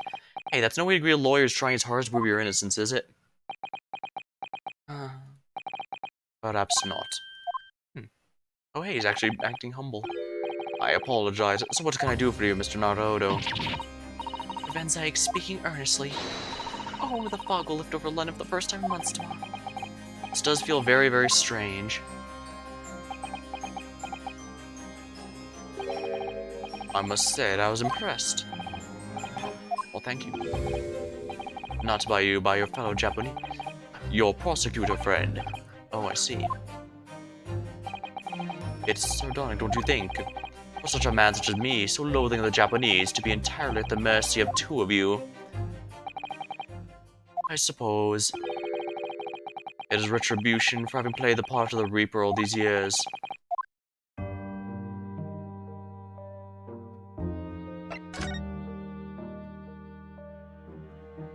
The Reaper's identity. You once told me that you gladly allowed people to believe you were the Reaper. Because it helped reduce the amount of serious crime that took place in London. If keeping quiet and blatant, the part benefits the cause, and a cause I myself am committed to pursuing, then why would I not choose to say anything? But the henchmen of criminals killed by the Reaper attacked you directly only the other day, and this was the recent of many attempts in your life, wasn't it? Someone's clearly profiting from your silence about all this. Someone's using you. Believe me, ever since the Reaper first appeared, I've been doing my utmost to expose him, or rather expose the organization. Ah, it's a whole organization? It's inconceivable that all these accidents were orchestrated by one man. No, the Reaper always has to...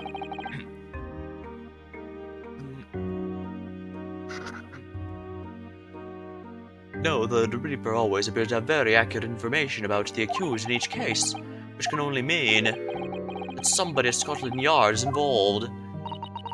Someone at... You can't mean... It's taken me many years, but I've finally identified the central figure in the Reaper organization. It's Gregson, isn't it? Tobias Gregson. Yeah, that's what I was thinking. Yeah, when Iris mentioned that he needed to establish an alibi for something, this was kind of the direction I was wondering. He may not be the Reaper himself, but he may have been involved.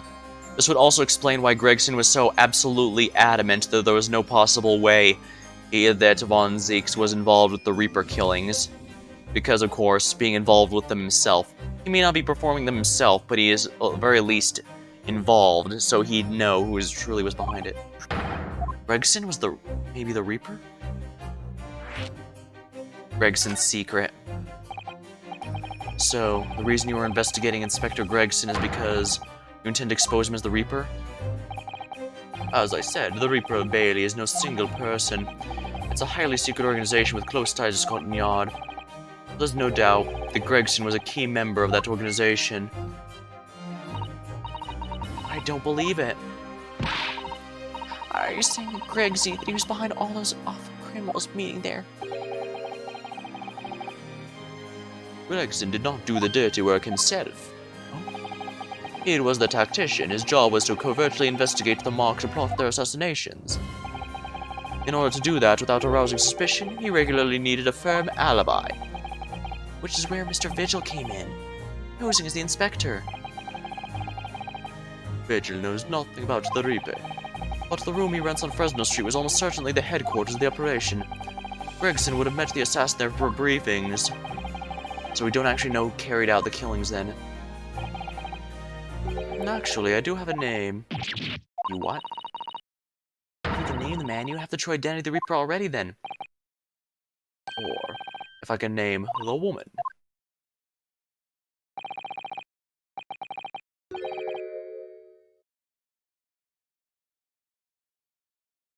She's a young woman by the name of Asa Shin. Wait, what? Shin. Yeah, that I was about to say.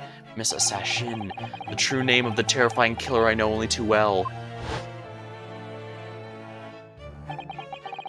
She came to Japan posing as a visiting student and murdered John H. Wilson. Then, just when it seemed like that diplomatic protection would help her escape Japan and conviction, the mysterious woman was herself murdered in a small summer beach hut. And that woman was actually the Reaper of Bailey? Mr. Naruhodo, this perhaps isn't the place to discuss. No, of course not. We can't mention it here. The fact that she killed Dr. John H. Wilson, because Iris doesn't know, and it's very likely that the man was her father. Assassin. I should let Father know at once. Yes, I agree. That's interesting. This almost implies that she was sent, that Brett was sent after Wilson. But if that's the case, well, first of all, we know that even though she was detained and then murdered in Japan, killing still happened. So yeah, he is correct. It has to be an organization. They have to have multiple killers that are acting as the Reaper. After all, they set up... while Ashley Graydon and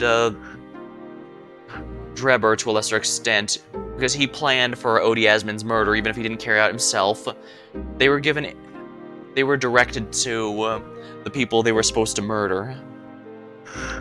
Prosecutor Osogi. Now the obvious question. Cosme, is it Cosme Osogi? You say he's a friend of yours. My best friend, yes. He's the whole reason I got to come to Britain. It was all on his merits. I have nothing but respect for him. Yes, I understand that only the very best students are selected for such opportunities, and a fine demonstration of how sharp he is in the proceedings earlier today. He missed absolutely nothing. In fact, his flawless performance very much reminded me His father, Genshin, the professor. It's true that the aristocracy at the time was the root of numerous grave societal problems. They were abusing their power, playing with common man as pawns in politics, in economics, even in war. In many ways, Asogi was carving out a canker from society that the British couldn't deal with ourselves. I see. That's precisely why it makes no sense. Clint von Zykes was a noble and upstanding man. He wasn't corrupt. Why did that damn man have to go and take my brother's life? In spite of having once saved mine. He saved your life? How did that happen? Now we're getting to something interesting. It was 10 years ago, on the foggy night. What was to be the final, as Professor Stroke had sent a wave of panic to the capital. So Clint had already been killed at this point then. Genshin and I were walking down some back streets at a late hour.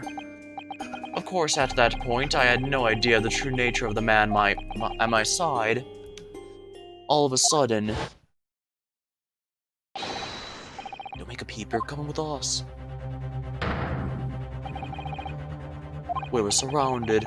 All of our assailants were armed with pistols, their faces obscured by scarves. Clint was not only from noble heritage, he was a brilliant prosecutor as well. The scum of London hated the sight of him, and they had no sympathy for his younger brother either. I've been targeted several times before already. Yeah, it's one Zeke's alright, we got him. I could hear them murmuring amongst themselves. I knew they were after me, but just when I thought my time had come. If I let them kill you, Clint would never forgive me. It was Asogi's voice, just a whisper in my ear. Bang. After that, I don't remember exactly what happened. And my accent for Von Zeke's has always been slipping the whole time. Sometimes it's supposed to be vaguely vampire sounding, but half the time it's Russian, half the time it's Irish, half the time it's something else entirely. The next thing I knew, there was silence all around. Genshin lay in the cobbled street. Blood was seeping from his left hand. He had shielded me. 2 days later, they arrested him, on suspicion of being London's most notorious mass murderer ever, Professor. How awful for you. All at once, I lost the brother I revered and the foreign friend I had held in such high regard. I'm so sorry, Lord Van Zeeks.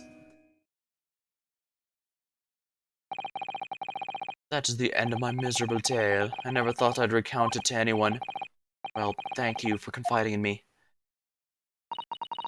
So, Professor, the Reaper, and the Inspector Gregson. I wonder just how intimately related they all really are. I still can't quite believe that Gregson was essentially the Reaper, giving assassination orders to Giselle Brett. Mr. Naruhodo, let's go and inform my father. I'm sure our government will want to hear about this new information. Oh, that means I get to meet your daddy, Susie. Hooray! Yeah, alright. Let's head back to the Great Waterloo Hotel then.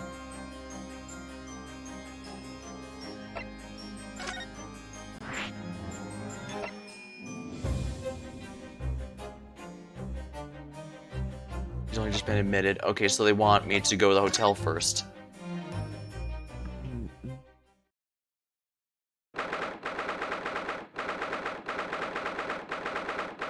The Great Waterloo Hotel foyer. I thought it yesterday, and I think it again today. This place is so princely. It's a wild guess, but I have a feeling you'll think the same tomorrow, too. My tea has a finer fragrance than when they're serving in the tea room, though. When anything they're serving in the tea room, would you say? Ah, look who we have here. This is an unexpected pleasure. Ah, Father! Oh, is this your daddy, Susie? How lovely! Oh, what a charming young lady. And you are? Ah, really? So you're the author of the Adventures of Herlock Sholmes, are you? That's me, Iris Wilson, at your service, sir. Susie's been such a wonderful friend to me over the past year, you know. Well, Miss Wilson, I must say I've read your work regularly and with much interest. Iris actually lives with Mr. Sholmes, you know, Father. Is that so? Or perhaps there goes some way to explaining that bright look in your eyes. You wouldn't be smiling so airily if you knew just how bright she is, believe me. Alright, now then, young Naruhodo, it was a pleasure seeing you in action earlier. As an invitee of the symposium, I was allowed to observe from the gallery, after I twisted some arms. I must say, it was truly exemplary performance. Oh, well, thank you very much. Although I'm fairly sure you omitted by Cosma on the end there. No, please don't misunderstand. It was you who impressed me. Wait, really? You didn't miss a step against Sogi, and we all know how capable he is. Really, to have matured into such a fine defense lawyer in less than a year is quite extraordinary. It's very kind of you to say so. Really nice to hear. Yeah, because if you remember the very first case of the first game, Ryunosuke couldn't even say objection first. He had to just raise his hand to say, yes, yes sir, I've got some evidence here. But now he's throwing out objections, the best of them. What I saw in court today confirmed what I've been hoping for. The favor I mentioned yesterday, Naruhodo, I trust you haven't forgotten? Oh, no, you did mention something, didn't you? But first, we have something to report, Father. Of course. So shall we take tea while we discuss matters further? I wonder where Judge Jigoku has gone to.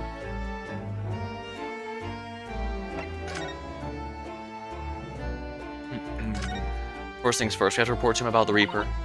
Father, do you know about the so-called Reaper of the Bailey? I've heard rumors. Some member of the judiciary explained it all to me yesterday. Of course, when I was a visiting student here in London, the Reaper was yet to emerge. Right, he didn't appear until after the case where the visiting students had already returned home. Or Van Zeeks, who was in the dock today. That was Barak, the younger brother of Clint Von Zeeks, I believe. That's right, and he's known throughout London as the Reaper, as you've heard. But the truth is, it wasn't him behind all those mysterious deaths. It was somebody else. I see. So what you're saying is there's been a professional killer at work here. Exactly. Someone by the name of Assassin. I beg your pardon. Did you just say Assassin? You mean the Giselle Brat woman who was responsible for killing my great friend? Oh no, a friend of yours killed. Professor Miktaba, I think perhaps we shouldn't discuss this right now. Because the friend the professor's talking about is Dr. John Wilson. And that's not something we want Iris to find out about, or at least not like this anyway. Truth be told, I wouldn't be surprised if she deduces it herself. If after a bit. Dr. Wilson's death. I've just remembered something. Biscuits. This hotel has the most delicious looking biscuits. That was rather out of the blue. Alright, she's doing this deliberately. I think I'll go and see if I can purchase some. I wonder, would you like to come too, Iris? Oh, yes. Just try to leave me behind. So that young girl is called Iris Wilson, is she? Yes, that's right. She's the author of all those adventure stories starring the great Detective Sholmes. But the name of the credited author isn't Iris, is it? It's Dr. John H. Wilson. Yeah, I know. That's the name of her father, you see. Her father. Dr. John Wilson. I was deeply indebted to the man for all the kindness he showed me during my time in London. That's why I was keen to reciprocate and invite him to the Imperial Yume University 4 years ago. He was murdered last year by Giselle Brat. Why? Why would the hand of the Reaper stretch all the way to Japan? Iris knows nothing about the case, but it seems very likely that the victim, Dr. Wilson, was her father. Well, I can't say that we ever spoke about his family, so I don't know if he had a daughter or not. But I think I can say with some certainty that he was never the great detective's partner. So it could have been another Dr. Wilson, you think? Well, John and Wilson are both common names, after all. Still, it's probably best not to mention this to the young lady until we can be sure. Yeah, that's what we thought, yes. We're back! With cinnamon biscuits. Oh, they smell delicious, Iris. I think cinnamon go very well with the tea they serve here, don't you, Susie?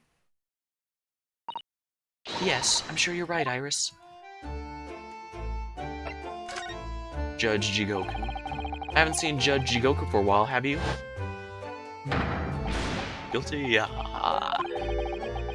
But that guilty's still ringing in my ears. No, now that you mention it, I haven't seen him since this morning either. I suppose this means the symposium's opening was postponed.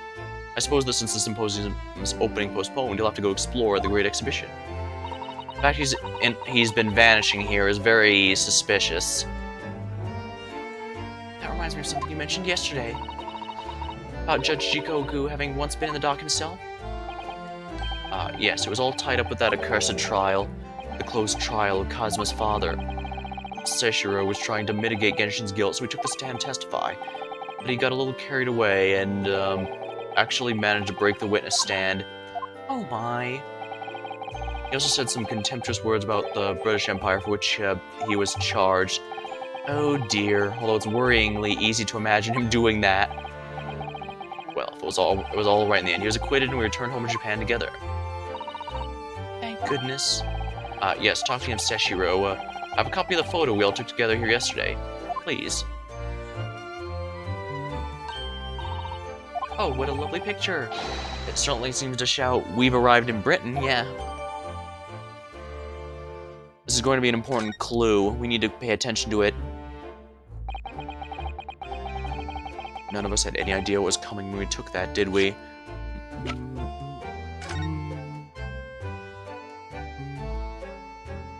Alright, this is going to be important to keep track of. Maybe he does have a distinctive pin on his tie. Or maybe the judge's buttons. Nonetheless, I'll be keeping the whole thing here because there's no doubt this is going to be important, even if it's just for the investigation stage. But we'll see. No, that's so true. A favor. So, you mentioned a favor you'd like to ask me. Well, this fateful trial that you're fighting. One way or another, it'll be over before long. And when it is, I'd like you to accompany me back to Japan. You want me to do what? Father, what's the meaning of this? Now, Susato, you should understand. You've seen how our courts work firsthand. Japan's judiciary system is its infancy, especially when it comes to defense. Oh, you mean? The Supreme Court of Judicature is in desperate need of a good defense lawyer. As soon as possible, really quite urgently, in fact. Oh, but I've not even been in London a year yet. I've read all of Susato's reports, and I'm well aware of your extraordinary talents. And having seen you in action with my own eyes earlier today, there is no question. You, Naruto, are precisely the man our country needs. So, you'd be leaving then, Runo? Oh, but then what am I supposed to do, Father? You came here to serve as Sogi's judicial assistant. Oh, yeah, she's supposed to be Cosmo's assistant, not mine. Our government's still in the process of deciding how best to deal with his situation, though. You've always chosen your own path, Susato, and I trust your judgment. In this matter also. Father! Please, the pair of you, don't look so downcast. It's merely a suggestion, you understand. A hope if I'm honest, but I won't force you. All I ask is that you consider it, and come to a decision by the time this trial concludes. Yes, alright. You won't leave, will you, Runo? Thought hadn't even crossed my mind. Up until now, I've just been trying to do what I believe to be Cosmo's will. But it turns out that he's still alive, so where does that leave me? I have to say, I really do like how this game has handled Cosmo. Usually bringing a character back from the dead, especially when it's used as such a character-defining moment like it was in the first game, that's a huge risk. That could very easily undo a big character moment and cheapen everything that happened since, but the fact they've been using him not only as a way to make Ryunosuke consider his own path in life, as well as an opponent like he is in this case, I really think that makes things very interesting, and I do genuinely think it makes the story more interesting than if he had just stayed dead, and that's not something that happens very often. And in fact, I mean, I can think of tons of stories where someone who died came back to life, and even if it was handled decently, it's usually hard to feel like things might have been more interesting if he stayed dead, but in this case, if he stays dead, Ryanosuke, as we see, doesn't get a chance to reflect on what he wants to do with his own life, and nor does he have a much bigger deal about having to face someone when he defends Von Zeeks like he is here. So, yeah, I'd say that's a pretty good thing.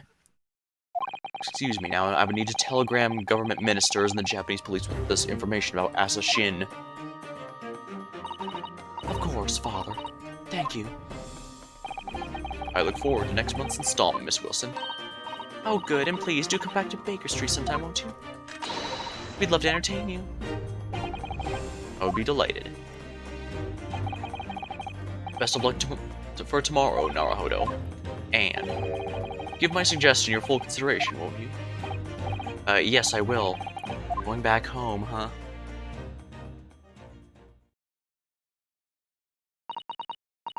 You know, Cosmo-san has always meant a great deal to my father. I'm sure he'd love the chance to meet with him and talk to him about all this. Yeah, no doubt about it. But we don't even know where Cosmo is right now. Asa Shin, of course, it's so obvious. How could I have neglected to consider the possibility before now? Ah, Mr. Sholmes! Hurley, where have you been? Why, I joined you all for tea, of course. What an extraordinary question. I didn't notice you at all. No matter, no matter. Anyways, to more pressing concerns, Mr. Naruhodo. Yes? I must dispatch a telegram to your country at once. It's a matter of much urgency. To Japan, you mean? Tell me, to whom can I entrust the task? Quickly now, who? Ah, well, my father has just now left to send a telegram to the Imperial Police Bureau of Japan himself. I see. Well, he looked reliable enough for a bearded fellow. I don't think my father's sports could be considered a beard, Mr. Sholmes. There's not a moment to lose. I'll kindly ask your trusty unshaven father this scent. I will, but what is it? No questions this time, if you please, Mr. Zato. All we can do is pray that for once my deduction is Ari. Doesn't that imply that your deductions are normally correct, Mr. Sholmes? Which isn't exactly... Now then.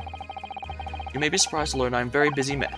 I certainly have no time to hide behind studies and eavesdrops on people's conversations, so that's what joining us for tea meant. I'll leave sending this in your hands then, my dear fellows. Wait a minute, Mr. Sholmes.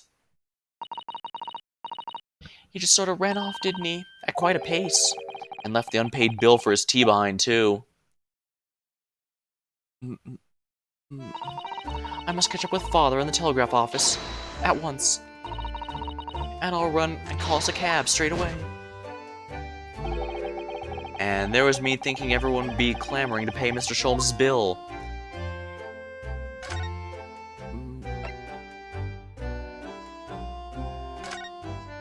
I guess I did everything in the correct order.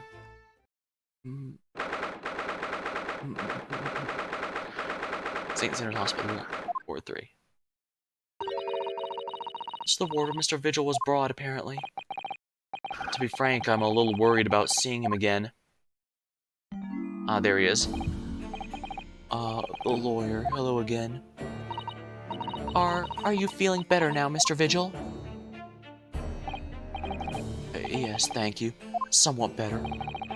I'm so sorry to have caused you to, it was because of me. If I hadn't exposed your secret and forced you to remember things you've obviously tried to forget.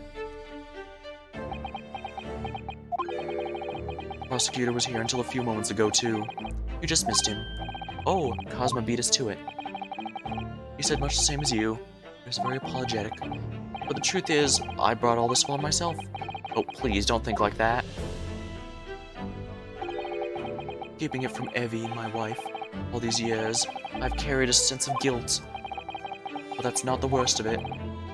Over time, I obviously came to deceive myself as well. You mean about your dismissal? Looking back now, I'm beginning to think that perhaps Inspector Gregson didn't stumble across me by accident at all. I mean, he compensated me so generously for acting as his stand-in. He clearly was concerned for my well-being and doing what he could to help.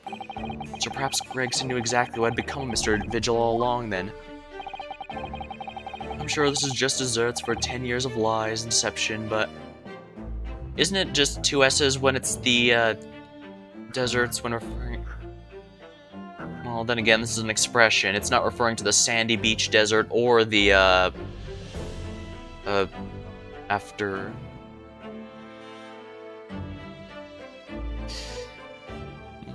Come to think of it, I probably shouldn't have named the... Actually... Yeah, I probably should have named my stream that, since technically it's a Fire Emblem reference and not an Ace Attorney reference. It's made after... the fact that Von Zeke has insisted he can't trust anyone for any time, but... It almost implies there's poison mutton in this case, when there, as far as I'm aware, there's no poison involved at all. All gunplay, I suppose. It wasn't me. The officer escaped 10 years ago, though. It wasn't me. I swear it. I swear it's true. Oh, Mr. Vigil. I'm sure you'd rather not dredge up even more from your past this time, but... If possible, could you please tell us exactly what really happened? I want to. I need to get all this off my chest. I want someone to tell me what I should have done.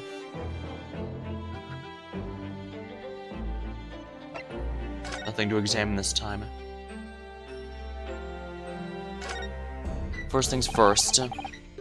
Inspector Gregson was obviously engaged in a special operation of some sort. He was investigating something even Scotland Yard could not know about. Details the Reaper's marks, yes. It was when he had to carry out those investigations that I would take his identification papers and impersonate him. I pretended to be an inspector and carry out investigations on his behalf. Oh, never! A common street peddler couldn't possibly carry out a proper police investigation. All I would do is go to the specified location, make a little hoo-ha. Just something to leave an impression, so everyone there would think a detective called Gregson was here. Oh, so that's what you were doing on the day prior. Oh yeah. Then the real Gregson would just say he was there. Then when if anyone from the police asked if they met with someone named Gregson, they'd say, oh yeah. Unless they specifically asked to describe Gregson, they wouldn't know that it was a false... It was a pretender. It wasn't an imposter, rather. But of course, they'd have very little reason to ask that. After all, they just need to ascertain... If they were asking if the inspector was there, they just need to ascertain if he was there or not. They don't need to ask a description or anything. That would be excessive, unless... Especially given we're in a time where before security camera stuff, so they wouldn't be able to prove it that way. Yes, he asked me to make an appearance at the park on Lime Street for the Red-Headed League event. So as usual, I flashed the inspector's identification around and was very vocal about my presence. Then you were taken prisoner, those red-headed fraudsters. Yes, so you would always make a point of showing Gregson's identification while generally being loud about it. That's what the inspector asked me to do, yes. Well, that's one way of becoming a legendary detective, I suppose. Not a good one, though. As you know, I suffered this bruising around my neck at their hands. But the following day, they kept their word and released me. Without returning the inspector's identification to you, however.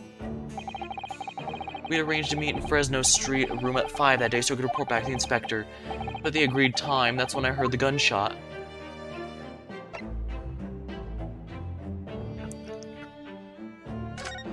The prison escape. It was at midnight on the 17th of June 10 years ago. That was the time scheduled for the execution. But the professor's execution never actually took place, did it? Or rather, the execution itself must have been used to affect the plan of escape. I hardly dare to imagine what a chilling plan it was. Barclay was renowned for being the highest security prison in the country. Everything that went in or out of the place was searched multiple times. But there was one notable exception, or rather, one notable loophole, something that was never questioned. I have a feeling I know what that loophole was now. The coffins into which the bodies of the executed convicts were placed, correct? Yes. Once the coroner confirms the death of a condemned convict, the body was taken in its coffin for immediate burial in Logate Cemetery. So in other words, they falsified his execution. The coroner said he was dead when he clearly wasn't, and he was just expected to get up and leave later that night. The chief warder first began to sign the necessary papers. And after that, no member of the staff was permitted to touch the coffin containing the body within. When executions took place, only the executioner and the coroner were permitted inside the chamber. I would wait in the adjacent room for word the condemned convict was dead.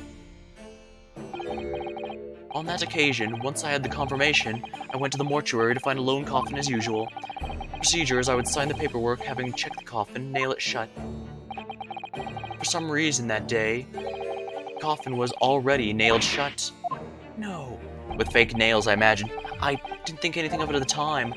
I assumed the way that my deputy must have checked the coffin and nailed it shut before I arrived. So you mean the coffin contained... Yes. I can only imagine that Asogi, having escaped his execution somehow, was alive inside of that coffin. And the coffin was then taken out through the main gates and deposited in Lowgate Cemetery. Presumably there wouldn't have been enough air inside to breathe for long. So the early hours following the burial, somebody dug up the coffin again to set Genshin free. But in the end, he was fatally shot in the graveyard anyway. What on earth really happened at Lowgate Cemetery that night, I wonder? I'm afraid I really don't know that. All I can say with certainty are two things. Asogi couldn't possibly have escaped that way without help from somebody working in the prison. And that somebody was not me. Unfortunately, I'm pretty sure we know who it is.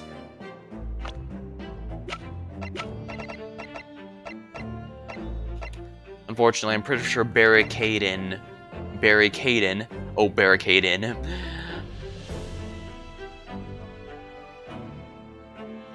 He was good friends with Professor Mikutaba.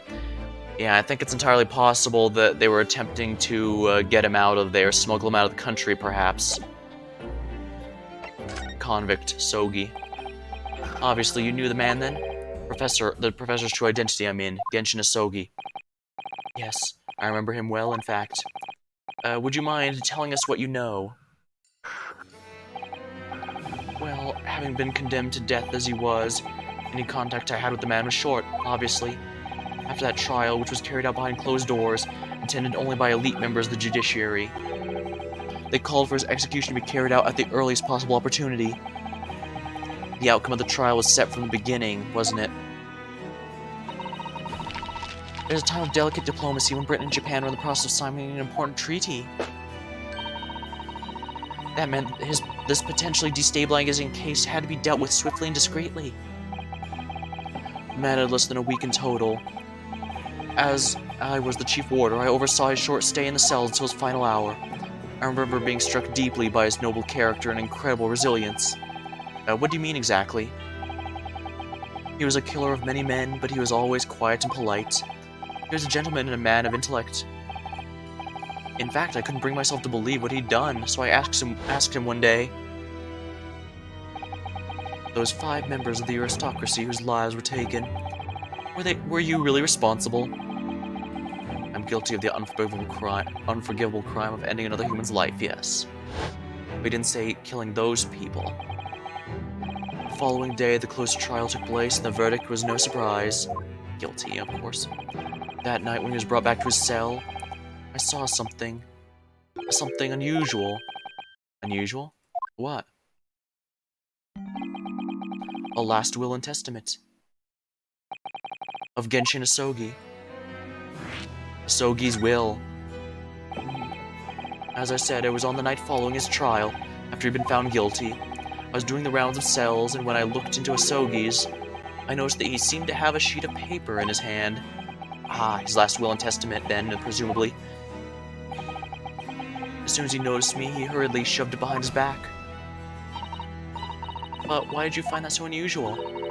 Isn't it normal for a man to pen a will when he knows his death is nigh? Yes, that's true, but there was a special conditions to Asogi's incarceration, you see. What sort of conditions?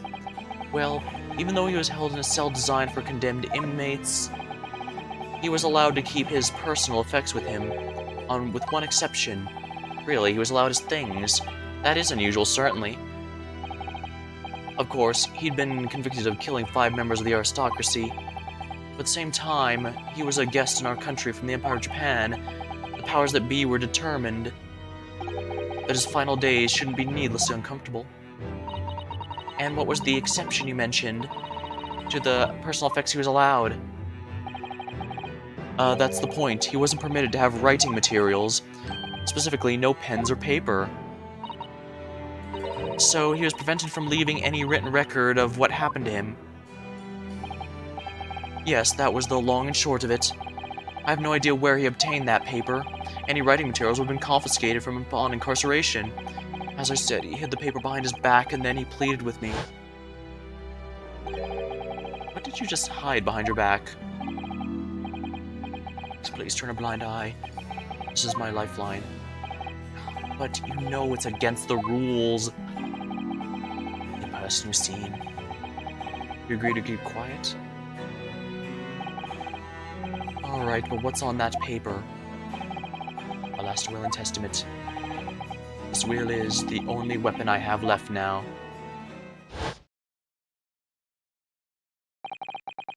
How can a will be a weapon? So I decided to pretend I had seen nothing. I let him keep his will. But then later, it just seemed to vanish without a trace. Wait, what do you mean it vanished? It would seem that it isn't the end of the story of this mysterious will. The will's disappearance. I was the only person who saw Asogi's will, but somehow it disappeared.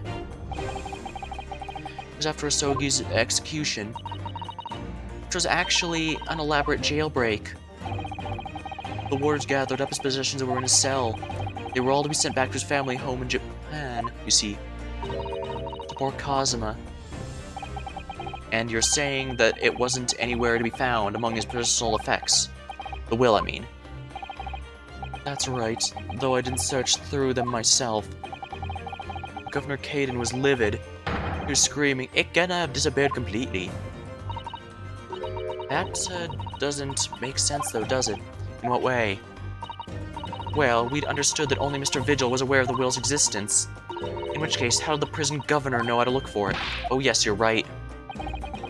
I really don't know how he knew, but it certainly seemed as though he knew of the will's existence from the outset. Only he didn't refer to it as a will. What he said was... the Asogi Papers. I really can't tell you anything of subsequent events. Because, well, of what happened. Your dismissal, and the way you blocked it all from your memory. I'd forgotten all about this until today. I don't suppose it's relevant to the case, though. Well, thank you very much for sharing us, Mr. Vigil. We're very grateful. We're gonna have to go to the Prison Warden. I knew the moment we said never come return, we would be returning, because that's usually means that there's something he doesn't want out. But we have to coerce him in order to talk, unfortunately. I'm afraid there's little more I can tell you. My wife Evie will be here shortly, so I do hope I don't appear rude, but... no, not at all. Thank you again. Oh, what come of you now? Well, impersonating a police officer is a criminal offense, of course. I imagine that once I'm fully recovered, I shall be arrested. I'm so sorry. Don't be, please. This is all my own doing. I always knew this day would come. Well, I wish you well. Goodbye, Mr. Vigil. How are they going to classify that? Ah! Oh, before you go, there's one other thing. Oh, yes? What is it? Because in some countries, if something's been taking place over a long period of time, some countries will consider it separate. Each one its own offense, and therefore it would be several different offenses, but others will combine it into one larger offense. I don't know which is which, unfortunately. I only know that some do it some combine them and some keep them separate when charging someone, and I don't know which one Britain would use, let alone at this time. Something else to look up later, I suppose. The Asogi Papers. I'd be very grateful if you'd make no mention of the things I told you about them. Presumably for some good reason. It's my understanding that their very existence is a closely guarded secret. It became known that I remembered. Well, it could be rather troublesome, I think. I understand. Some sort of will that Genshin Asogi penned just before his death, which the man himself claimed was his last weapon. I wonder, perhaps it had something to do with his plan to escape. Or someone might know more about a document that Cosmo's father left behind. It would be Mr. Vigil's governor. Then we know precisely where we must go. Back to Barclay Prison.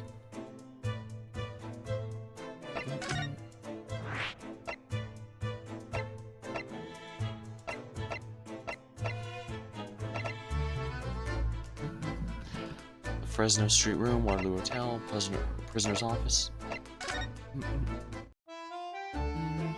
Oops, wrong one. I don't know why I clicked there. Prison Governor's Office. Yeah, she says I don't think we've been here in some time. It's a good clue that we need to go back here. 2nd of November, Barclay Prison, Governor's Office. He's not gonna be happy to see us. Oh, back again, are you? Yes, hello. I've heard all about your investigations. You're to the port just now. You found him, eh? Vigil. Yes, luckily. Well, anywho, the laddie doesn't work here anymore, so your case has naught to do with Barley. I wouldn't like you to get the wrong idea about that. Of course, yes, Mr. Vigil stopped working here 10 years ago now, so... Yes, we've seen his dismissal notice, haven't we? He was given the chop. You can very well. So, how about we handcuff Biscuit? Oh, they really are like little handcuffs. And hard as irons, too. So, what's brought you doing here today? Well, there is something else we'd like to ask you about, actually. How's that so? We believe there might have been a document that disappeared from Genshin Asogi's cell. Something called the Asogi Papers or something?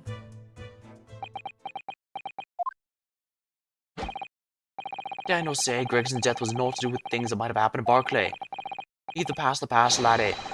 Let's not footer about with the relevant details. His expression has changed completely. We're clearly onto something here. Fortunately, reaction tells us more than the 10-year-old legacy. That murderous botched execution and the whole miserable escape. They're Barclay's darkest hour, yeah. A shocking embarrassment, because the convict had a collaborator on the prison staff, you mean? Aye, for shame. The coroner confirmed the death of the man after the execution, Courtney Scythe. And my chief warder at the time, Vigil, was in charge of the whole affair. But Mr. Vigil says he didn't know anything about it. Rascal wouldn't say otherwise, eh? More handcuffs? Oh, how can I say no? You never too much iron in your diet. Mr. Vigil was handled his dismissal notice as a result of what happened. He was so despairing, he jumped out of your office window, didn't he? I didn't like to say, but that's just Vigil trying to get out of it. Do you not think he wouldn't have jumped from the shock of his crimes being exposed, eh? Because I do. You wouldn't say otherwise, though, would you? Of course, I can show no responsibility myself. I shouldn't have let him deceive me. Actually, there's barely anybody that went on at the time now. When Gregson had been murdered and Dr. Scythe forbidden from having any visitors. No visitors? Someone obviously doesn't want her giving anything away. Well, we're not going home empty-handed. And I wouldn't have dreamed of sending you packing with no... here, take a handcuff or two. Oh, well, it would be rude to say no. I wouldn't want him to become anemic. I suppose if there's anybody who might still get in the boot to what happened back then, be the last of the forensic division, Moriagori. Ah, yes. The one who did this and did the autopsy report and yet somehow missed a time of death. Now, how can you possibly miss something like that as a coroner? Or at least not specify why it's impossible to determine the cause of death. Aye, Scythe's daughter, she didn't have no more, just the one. But we It's followed in her mom's footsteps. You didn't ever see her without a scalpel in her hand. Ah.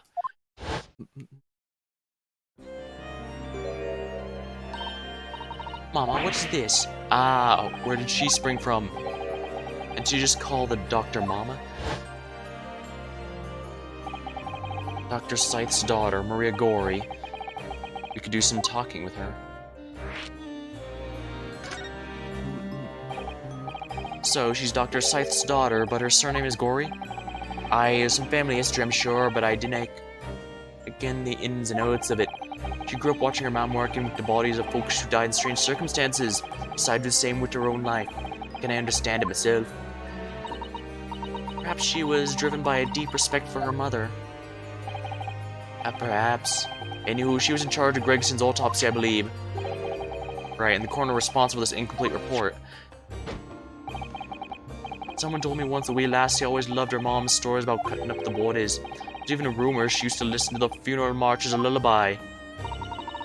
Then perhaps her mother might have told her about the autopsy case 10 years ago. I'd say there's a fighting chance at least. After all, that was a life-changing case for all of us. We really need to speak to Miss Gore yourself about this, I think. Well, thank you very much. I'm not happy about any part of this. It took years for Londoners to finally forget the whole professor business. Can you not give up on this, laddie? Stop asking pointless questions. I'm sorry, I don't like dredging up these painful memories for everyone. Can you not just stay away? No, leave me alone and didn't come back here. The Sogi papers. How'd you come know about that, laddie? There's no many folk even here in the prison who've heard of those papers. Can't tell Mr. Vigil told me. I'm afraid our sources must remain confidential, sir. We've been led to believe the papers are actually a last will and testament. Is that right? The professors are rather Genshin Asogi's.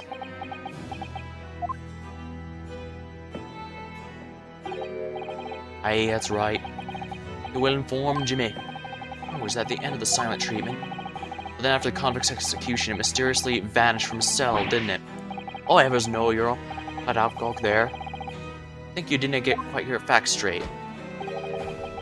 It was there in the cell, exactly where it should have been. Oh, not what we heard elsewhere.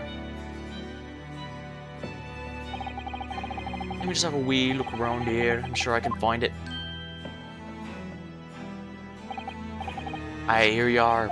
See? The last will and testament of Genshin Asogi. Written with a calligraphy brush. Of course, I can't read a word of those Japanese squiggles.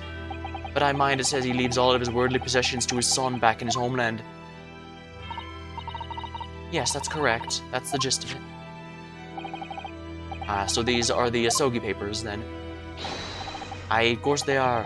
Papers written by Asogi. No doubt about it. There's no mystery here, laddie. That's your lot. After all the Starmashins, Leicester of the execution, we sent the man's possessions back to his clan in Japan, and that was the end of it. I think we ought to make a record of this, Mr. Naruhodo, just in case.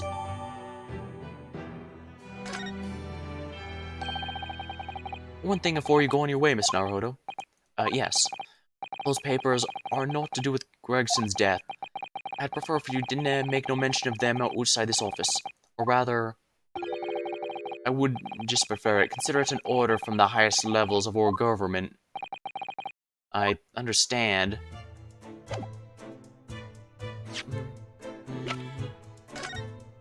I, Genshin, hereby request upon my death all material possessions and wealth belonging to me in London be delivered to my son Kazuma in the Empire of Japan. Here's the deep sadness I accept my fate in this foreign land, with the knowledge I'll never see my homeland or family, but I regret nothing about my chosen path. This is his only weapon he has left.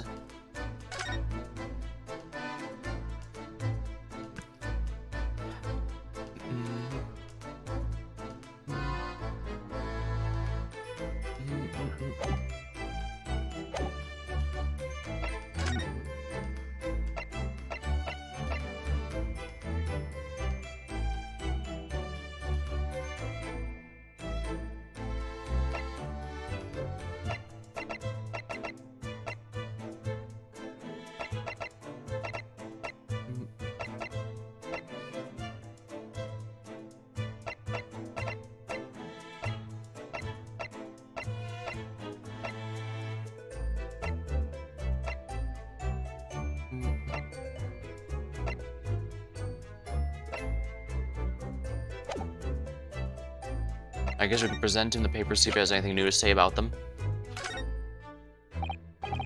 Governor Caden, would you have a look at this? Ooh, wouldn't you rather have a wee ankle biscuit? Oh, no thanks. I'd rather you just cast your eyes over this. Well, maybe you prefer real ankles, eh? No, neither for me, please. Lovely offers, though.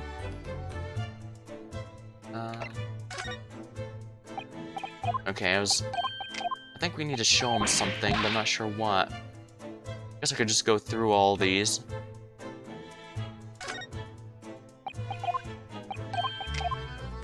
Might as well make a quick run through here.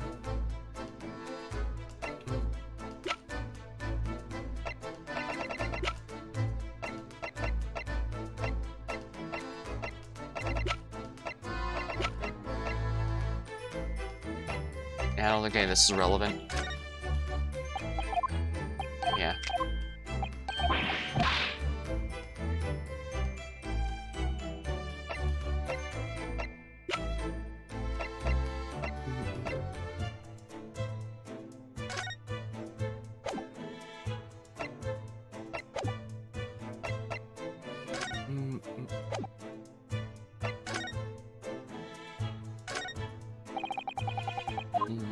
Nothing particular of note.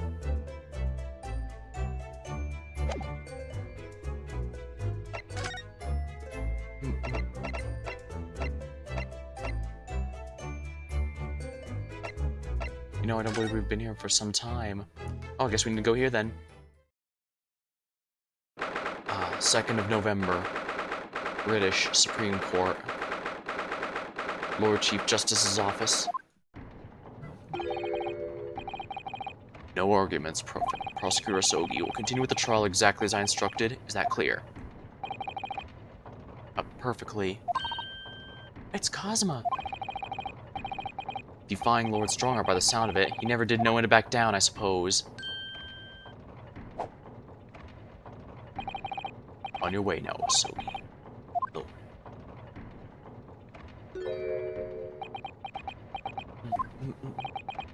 Cosma.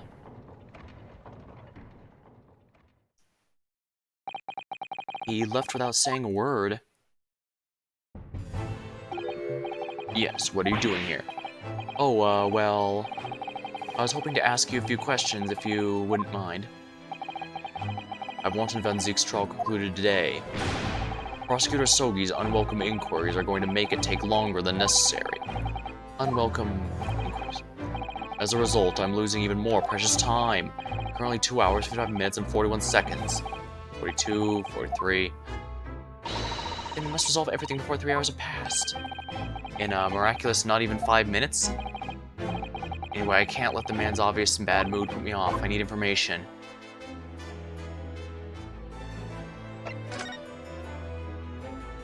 The Reaper. Does Prosecutor Sogi believe that Lord Van Zeeks is the Reaper? I wouldn't know. It was 10 years ago now, in that faithful closed trial, that Lord Van Zeeks made a name for himself among the judiciary. The next trial he fought, he lost. It meant the ringleader of a criminal organization was acquitted, thanks to all the jurors being under duress. Oh, that's awful. The man's freedom was short-lived, however. It lasted just 3 days. Yes, let me see. He died in a rock slide at his place of work, I believe. Correct. That was the inauguration of the Reaper of Bailey. And people believe Van Zeeks was responsible? He was brought to trial himself, but it was shown to have been an accident. So he must have had a solid alibi at the time. Nevertheless, the mysterious deaths continued. In total, 16 persons perished in unusual circumstances, ostensibly at the hand of the Reaper. That's a long run of coincidences. Well, the Reaper's true identity may well be revealed by this trial. And the impact that revelation would have on the British public cannot be understated. Is that why it's a closed trial? Precisely. This country hasn't seen a closed trial for 10 years. So the last one was the Professor's, the trial of Genshin Asogi. Correct. Actually, we heard that originally you were going to prosecute that trial yourself, Lord Strongheart. Van Zeeks entreated me to relinquish the prosecution to him. that he might avenge his brother's death. And here we are, 10 years later. The son of the man von Zeke said condemned, looking to avenge his father's death the same way. They do say that what goes around comes around, I suppose. However, it would seem that new young prosecutor is harboring some ulterior motive as well. Cosm is, I like my organization runs smoothly in exactly the manner I prescribe. As with a giant clock in here, I won't tolerate a single cog being out of step with the others. Ah, so that's what all these gears are about in here. If the young man refuses to mesh with the other parts of my great machine, I will be forced to take steps. What do you mean? Not something with you need to concern yourself. In any case, all your questions will be answered tomorrow.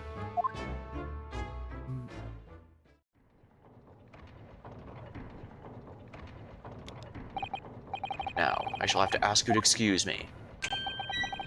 As of this moment, I've been delayed from attending my next meeting by precisely 3 hours. Oh my, that is a long time. And I hold you entirely responsible. Even though we miraculously managed to fit everything in not even 5 minutes. I wonder if you might agree to us, talking with Prosecutor Asogi. Discussions between the defense and the prosecution outside the courtroom are generally frowned upon. However, I'll make an exception in this case. Now go. You can find him in his office. Oh, thank you.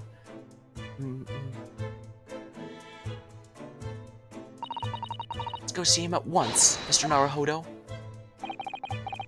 Cosmo's my best friend in the world, but I'm really not all sure I know how to talk to him at the moment.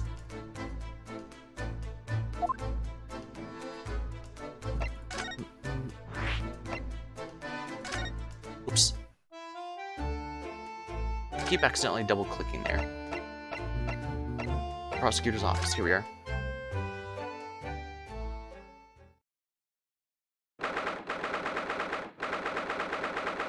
The prosecutor's office. Oh, he recreated the crime scene. So this is the office of Prosecutor Asogi now, is it? Cosmo-sama is doing so well for himself. Even though he's always forced to kneel on the floor Japanese style in that dark corner. It's his habit to say it's a style whenever he's working. Oh, and there he is. Cosmo.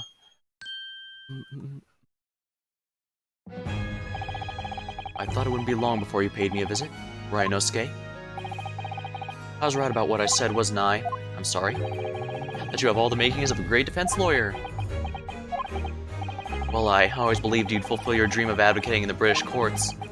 I just never imagined for 1 second that it would be as a prosecutor. Seeing you stand in a foreign courtroom, so gallantly realizing your dream, Cosmo. I am truly happy for you. I'm truly thankful to you, Judicial Assistant Mikutaba. Rhinosuke, I always thought it would be fun for you and I to shake up the British legal system a little together. This isn't quite how I envisioned it, however. I suppose it's just another twist of fate. I've learned a lot of things during my time in London. About how Sadazan's father was himself a visiting student here along with Judge Jigoku, and about what happened with your father. You know, I have no difficulty understanding why I had no choice, why I had to find a way to get into Britain as a visiting student myself. I want to hear it from you, Cosmo. As you wish, Rhinosuke Naruhodo.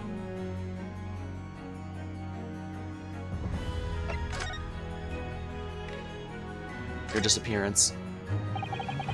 It's getting on for a year now, since what happened on the SS Boria. We were heading across the oceans from Japan to Britain, when a bizarre series of coincidences led to those tragic events. I thought I'd lost my best friend forever. I must have been unconscious for a long time. When I woke, I was lying on bed. There's a narrow little room. There was a posy of flowers by the pillow. It took me a little while to realize that I was in the cabin of a ship. I slipped out of the room and headed up onto the deck. Were you already suffering from amnesia at that point? Yes. I didn't know what had happened or where I was. Just this voice in my head. You have something you do, something no one else can know about. Go to Great Britain, your task awaits you there. It was a calling I couldn't ignore. It compelled me relentlessly. Out on deck, I saw that I was on a huge steamship and we were docked in a large port. It must have been Hong Kong. Yeah, it must have been, presumably just before they were due to carry your body off the ship. I had no idea of the situation, but I didn't have the feeling this was in some way my last... I did have the feeling that this was in some way my last chance, so I concealed myself among the disembarking passengers and went ashore. Then I disappeared in the crowded streets of that foreign port city, so I could plan my onward journey to Great Britain.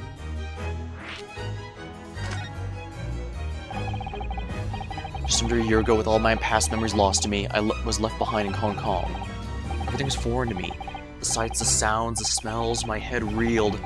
I was truly at a loss. I realized now that I had escaped as a dead man, with nothing but the clothes on my back. No money, of course. Oh, how terrifying for you. Luckily, though, I had 2 feathers in my cap. One being your knowledge of English, I suppose. That's right. And on the back of that, I was able to pick up some work as a deckhand on a cargo ship. Eventually, after calling at countless ports, I finally arrived at Dover. That must have been some 3 months ago now. Your formidable tenacity of purpose showing itself again. I mean, the man lost his memory and had nothing to his name, but he still managed to make his way to London on the opposite side of the world. Of course, I had no idea why I'd moved heaven and earth to get here at that point. So how'd you end up becoming Lord Van Zeke's apprentice, then? That can only be called an extraordinary stroke of luck, really. You see, I was stopped at the border because I had no papers. It took me straight to the Scotland Yard. By sheer coincidence, Lord Strongheart was there to attend a meeting. That's when the second feather in my cap came into play. Would that have been your knowledge of the law? Yes, exactly. Strongheart was curious about an Easterner with intimate knowledge of British law. He took me back with him to the Supreme Court and assigned me the prosecutor's office. And then, 9 days ago, you finally got your memory back, after the trial involving Drebber. Yes, I did. Your father, Genshin. Ever since I first met you at Yume, you talked about your dream. Mark my words, Rhinosuke, I'll be chosen as a visiting student, and I'll make my way to Great Britain someday. Did you know the entire time about what happened to your father here? 16 years ago. When my father left on that exciting trip to Great Britain, I was just a boy. We took a photograph together the day before his departure. It's my last memory of him. What I remember most about my father is his unswerving sense of justice. 6 years after he left, a gentleman called our family at home. He told me Genshin, my father, had been taken ill at England and passed away. It was Professor Mikotaba, her father, Susato. Oh my! Ever since then, the professor was very good to me. He even helped fund my university education at Yume. I'll be forever in his debt. But nevertheless, I just couldn't bring myself to believe what he'd told me. Oh. Then one day, a letter arrived at our house from Britain. There was no indication of the sender, so I opened it assuming it was from an old acquaintance of my father. What I read in that letter changed my entire life. What did it say?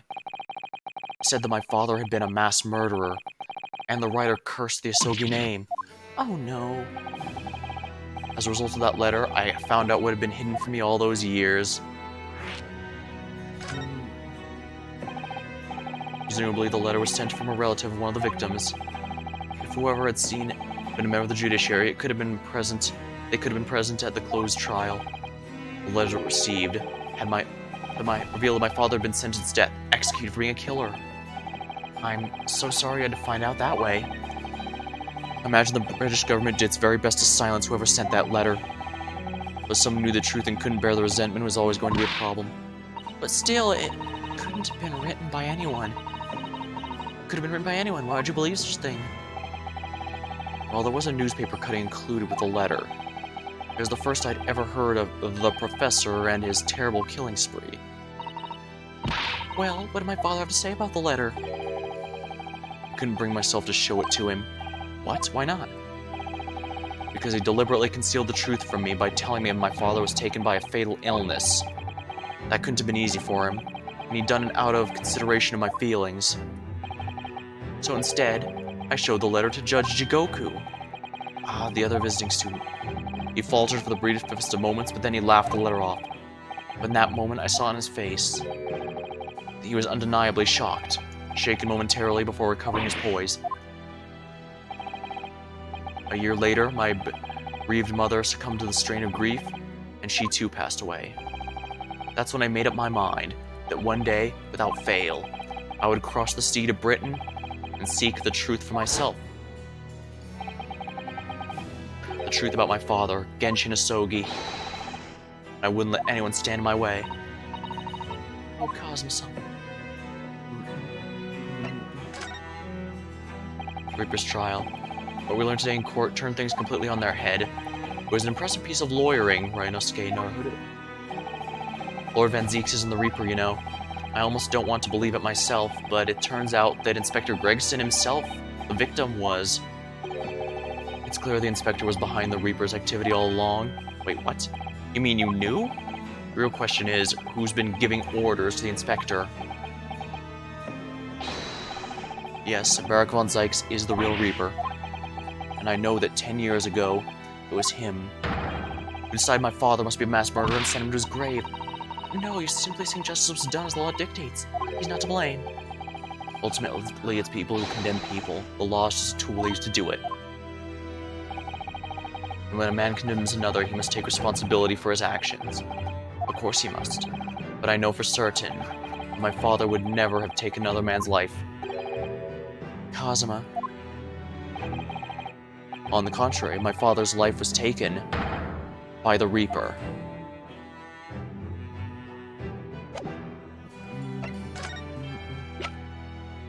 Let's show him the Asogi papers.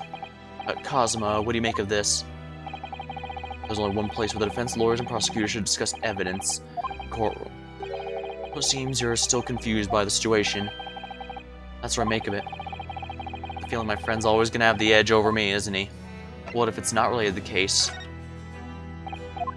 Oh, I guess it is.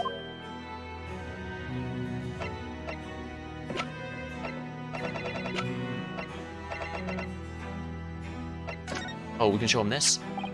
Kazuma, this is your armband. Actually, I think it's yours now. I'm sorry. You're the defense lawyer. You have a talent for it. I've always known you would, and now you've chosen to take that path in life. As your friend, I couldn't be happier for you, or more proud, Kazuma. So you keep a hold of that. Besides, I'm a prosecutor now. That armband would have no meaning for me. Well, if you're sure, thank you, my friend.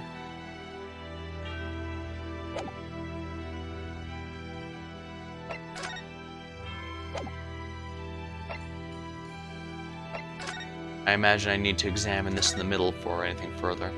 Oh yeah, I can probably do this now. Do you know who the man in the portrait is? Why would I? What, but you're Van Zeek's apprentice. Yes, apprentice, not friend. During the time I was suffering from amnesia, I didn't even notice that picture. Oh, really? I mean, it's not the smallest picture. I wouldn't have the first idea what the man decorates his office with. The crime scene. What the? The scale model of the crime scene. Oh yes, I realize that. Does the prosecution office make a model of the scene for every single case? Apparently so, yes. Sometimes it helps to visualize things better and notice things you hadn't spotted before. Actually, the miniature notice board is my work. Be honest, you enjoyed making that.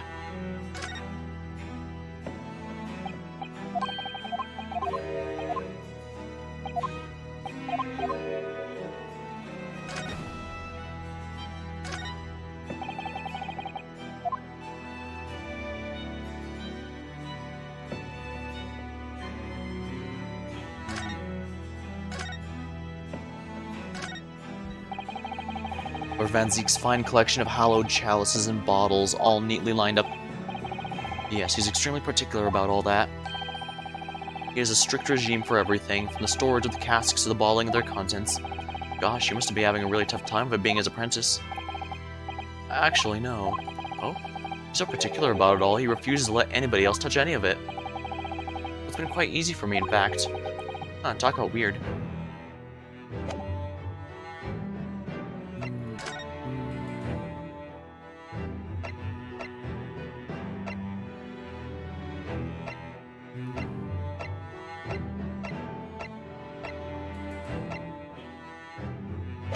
Alright, so we haven't asked everything we need to.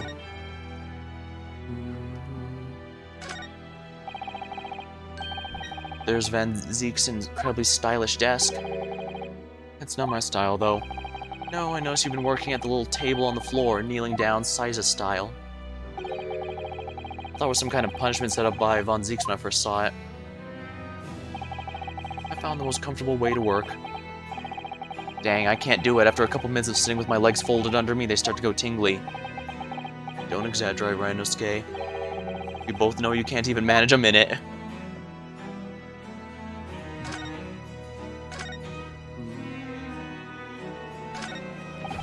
Casks floor to ceiling, just like the last time we were here. Hollowed barrels, I suppose. They're arranged according to vintage, flavor, and region. Every week they're all taken out and put back in order. Wait, every week? Lord Van Zeeks can't seem to settle on the perfect way of arranging them, you see. Vintage, flavor, and region don't neatly coincide, that's the trouble. Gosh, being his apprentice must be a real challenge. Actually, no. He considers the task too important to entrust to anybody else, so he does entirely on his own.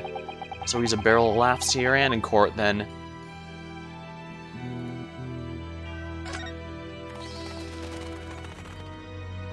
More for his vampire aesthetic. Ah. You disturbed the bats, did you? Fitting companions of Von Zeke's, wouldn't you say? Actually, I've seen things flying in Lord Strongheart's office too. Doves, I think. Perhaps you have to like birds to attain the rank of judiciary here. Although bats aren't birds, of course. Yeah, I was about to correct him if you didn't. How about a sparrow for you? What's that supposed to mean? Oh, nothing. Just thinking out loud. Well, that was what his mask was referenced to, I think.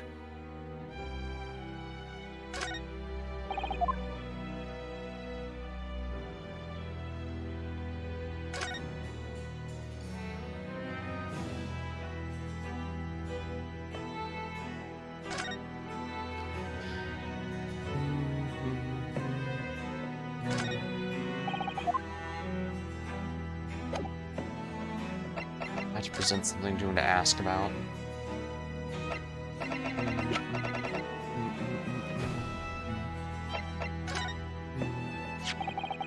This came up in the trial, didn't it?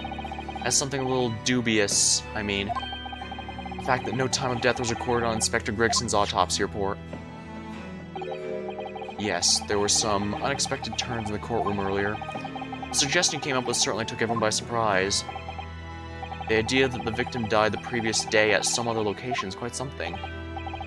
Well, considering when the pocket watch had stopped the scorch marks on the candle, it's certainly a distinct possibility. The evidence and the scene both point to it. To be honest, it bothered me too, so I paid a visit to the autopsy room earlier. The coroner responsible wasn't there, but I got a name. It's Dr. Gory. If it wouldn't trouble you, Kazuma, we'd very much like to speak with the coroner, too. Of course, the last thing I want is for anything to be brushed under the carpet. Scotland Yard's autopsy laboratory is behind Lowgate Cemetery. By Barclay Prison, you mean? Ah, you know it, do you? The prison where my father was incarcerated and robbed of his life. Kazuma. Well, thank you. We'll pay a visit to the laboratory later today.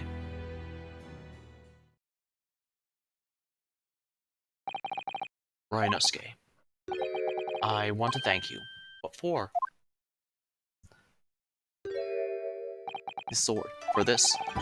You safeguard the soul of the Asogi clan. Well, it's a famous sword that's been in your family for generations. My only slight regret is I never got the chance to draw it before I returned it to you. Kurama said to have been forged by a master swordsmith during the Sengoku Warring States period. I come from a long lineage of warriors, many of whom were expert swordsmen. Well then, you're a chip off the old block, I'd say. This blade, Kurama, is the symbol of the Asogi clan's honor and might. Apparently, one of my father's apprentices even took the blade's name for a surname. Really, Karuma. That does sound formidable, that's for sure. 16 years ago, when my father was visiting a student here in London, he had the sword forever at his side, which is why it means so much to me that I have it by my side again now, too. And that is all thanks to you. It was an honor.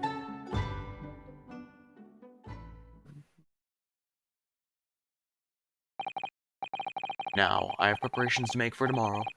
Perhaps I said a little too much. Kazuma, you've, changed. No, Rinosuke, I haven't changed at all. It's you who's changed. I figured he was gonna say that. I can completely understand your resentment of Von Zeke's given what happened. The fact is, those events in this case are, well, unrelated. Is that what you want to say? How can you be so sure? What do you mean? Never mind. That man is the Reaper, and it's for that reason that the Inspector was killed. I'm gonna prove as much as I can in the court tomorrow, or whatever means necessary. Well, I can't let you do that, Kazuma. I know you'll do what you have to as a lawyer, but I'm sure I don't need to tell you that I won't be taking any prisoners in that courtroom. I would expect nothing less. Till tomorrow, then, in the Old Bailey.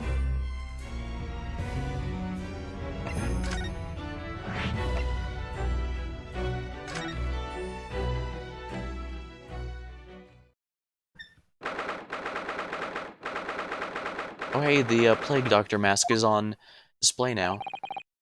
This place really is creepy, isn't it? Well, being a dead room, it's probably full of the spirits that dissected. But actually, there's a rather pleasing scent of roses in the air. Well, being a dead room, the coroner probably has a bold scent like that to mask the odor of death.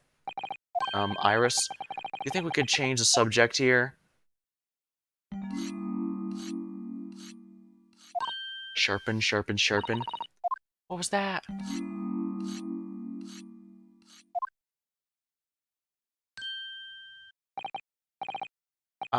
Dr. Gory?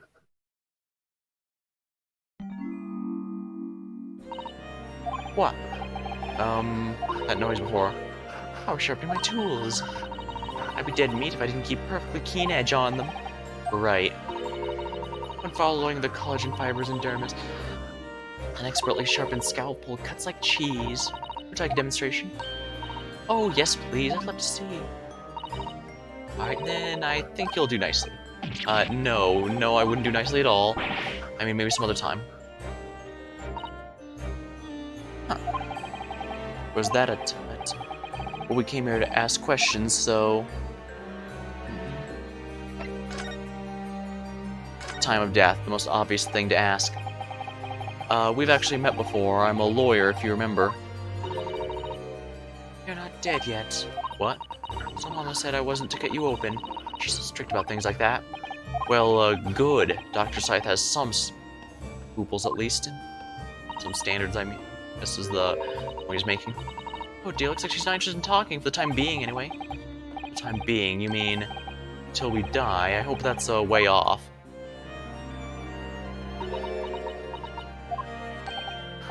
I'm sorry, but I wasn't planning on dying anytime soon. Surely there's some less drastic way of making her listen.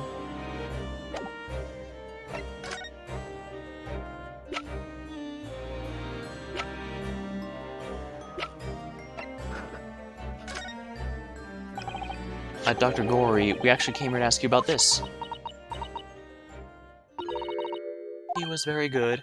Good, sorry. His skin didn't snag on my blade once. And very little mess.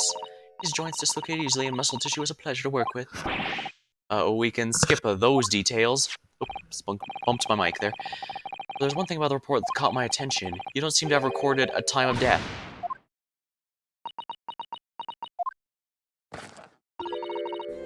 That is not my fault. Oh, that made me jump. Then please, tell us what happened.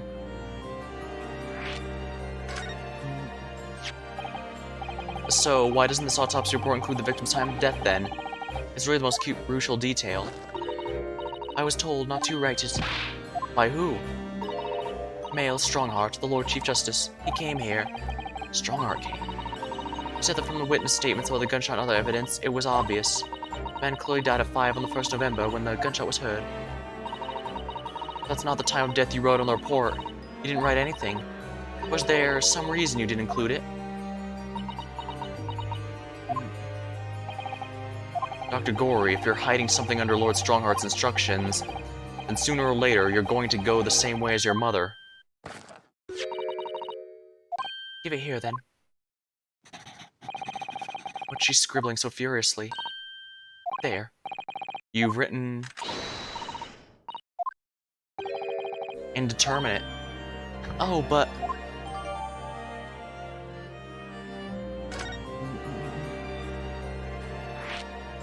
Indeterminate? What do you mean by that? Well, why is the time of death indeterminate? When the specimen was brought in, it was still fresh. So the time of death could easily have coincided with the gunshot heard. But there was one small discrepancy. What discrepancy? There was some fried fish in the pocket of the specimen's overcoat. And that fish had started to rot. What? If the victim liked fried fish, he presumably liked to eat it before it went off. Yes, so what are you trying to say here? It is possible someone tried to manipulate the apparent time of death. Manipulate? Is that even possible? Theoretically, if you were to chill the body in ice, you could delay the onset of putrefaction. And if the overcoat wasn't on the body at the time, then only the fish would have started to rot. With today's science, it is not yet possible to determine if the body was chilled or not. But today's science advanced enough to let you freeze a corpse, it seems. But surely, to chill a corpse like that would require an enormous electrical refrigerator. And I don't imagine many households in London are equipped with such a device. No, definitely not. Maybe in a factory or some other special place. I don't recall seeing factories as such on the Fresno Street, though. I wonder, if the inspector's body had been chilled somehow, what might the actual time of death have been? I couldn't say for sure. But at most, it might have been a day earlier. No. In other words, it would corroborate your previous deduction, Mr. Naruhodo. That Inspector Gregson was killed a day before his body was discovered, at a different location. Did you inform Lord Strongheart of this possibility? He simply said that there were no electrical refrigerators that size in the vicinity.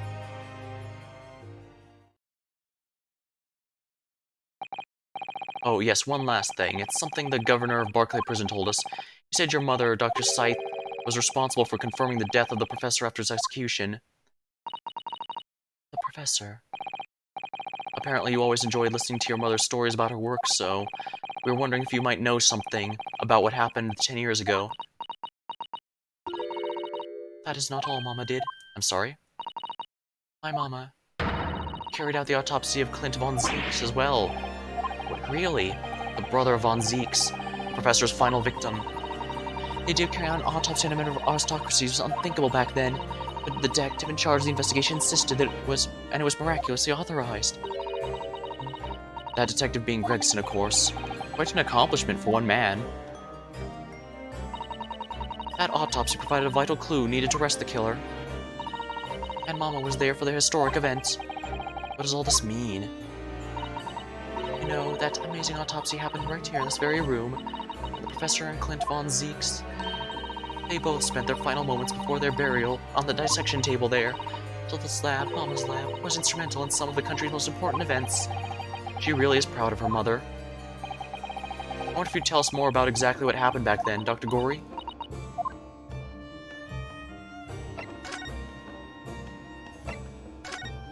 Confirmation of death. The professor's execution was Mama's first big case. She had to be in attendance at Barclay's execution chamber and sign the certificate to confirm the convict's death. Mama's the best coroner in the world, you know. I was so proud of her. But the execution didn't actually take place. No, and worse still, Mama actually helped with the jailbreak. I didn't want to know. Oh dear. Found out recently, you mean? I believed in her, in Mama, but now I wonder if I'm starting down the same path as her. That explains why comparing her to her mother caused her to immediately correct her mistake. You mean because you omitted the time of death in this autopsy report? That's because Strongheart forbade you from including it. Just like Mama, I'm sure she was coerced by somebody as well. Yeah, that's my feeling as well. There's no doubt that there were powerful forces at play 10 years ago. That execution couldn't have been staged without a lot of people in the prison knowing about it. Obviously, the prison governor must have been in on it as well. Big man with little handcuffs? According to what he told us, he was tricked by the chief warder. He says he knew nothing about it. Of course he said that. I'd say the same thing. Just who's behind that jailbreak all those years ago, then? Clint's autopsy. You mentioned the autopsy of Clint von Zeeks. It was at the time when carrying out autopsies of murder victims was very unusual. It's still not a practice observed in our country even now. It turned out that he was the professor's final victim, and the autopsy was performed. Mama was present. Although only a secondary assistant, the person leading the procedure was called Dr. John Wilson. That's right, my daddy. And there was one other person present, the primary assistant. He was a visiting student from the Far East. Wait, a visiting student. It must have been my father, Eugene Mikotaba. I had no idea Professor Mikotaba had been involved in something so important. But the outcome of that historic autopsy was the discovery of a vital piece of evidence that led to the capture of the professor. So that's how they came to identify Genshin as the infamous mass murderer. Do you happen to know anything about that piece of evidence? Can you tell us any more? Would you like to see the records for yourself? Ah, would that be okay? What's the point of keeping records if people can't look at them? They're filed out under V in the back of those cupboards, with the other records of the last decade. Thank you. Let's see. Van Zeeks. That's strange. What, Mr. Naruhodo? They're not here. There's nothing under Van Zeeks. There must be. Perhaps somebody took them away. No one's allowed to take documents related to the professor case out of this room. But you're right, they're gone. Well, when was the last time someone looked at them, do you remember? It was... oh yes, I remember now. It was 2 years ago. A consulting detective came one day, saying that he'd like to see the records. No, you don't mean... Sherlock Sholmes was his name. Deep down, I knew that was coming. Yeah, I'm with you there, Naruhodo. Do you think he stole those records? Oh no. Hopefully not. Iris, that can't be right, can it?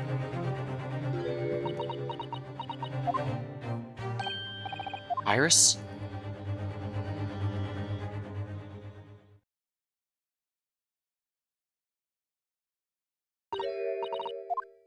Runo. I hope you don't mind, but... what is it, Iris? I've just remembered something very important I have to do. I'm going to leave. I have to leave you now. Oh, this is very sudden, Iris. Well, we'll come with you then. Oh, no, there's no need. You and Runo can take your time here. Bye for now, then. Good luck. Wait a minute, little girl. Me? I remember now. You've been here before, haven't you? Have you, Iris? Yes, 2 years ago, when that detective came. You were with him, weren't you? You were a living specimen then as well. That's the way it usually works, yes?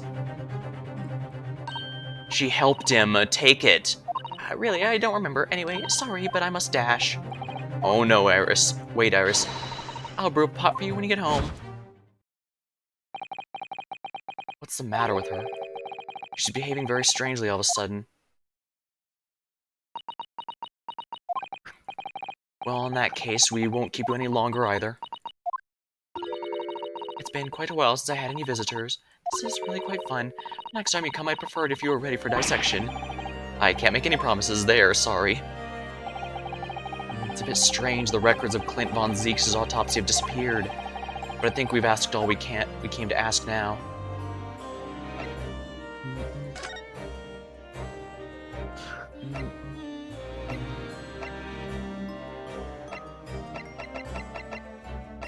Alright, so we have to go back to the Fresno Street room. Interesting, I thought this would end the investigation for today, but we're almost there. 2nd November, room on Fresno Street.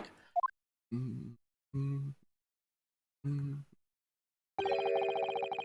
Police are busily investigating here then. But Gina's nowhere to be seen. Where is she? Yeah, it's been blissfully quiet, hasn't it? Perhaps she's out investigating on her own, practicing what her boss taught her. Well, I expect she'll be back before too long. Shall we wait? Actually, there's something different about this room since last time we were here, isn't there? Well, we could always investigate more thoroughly.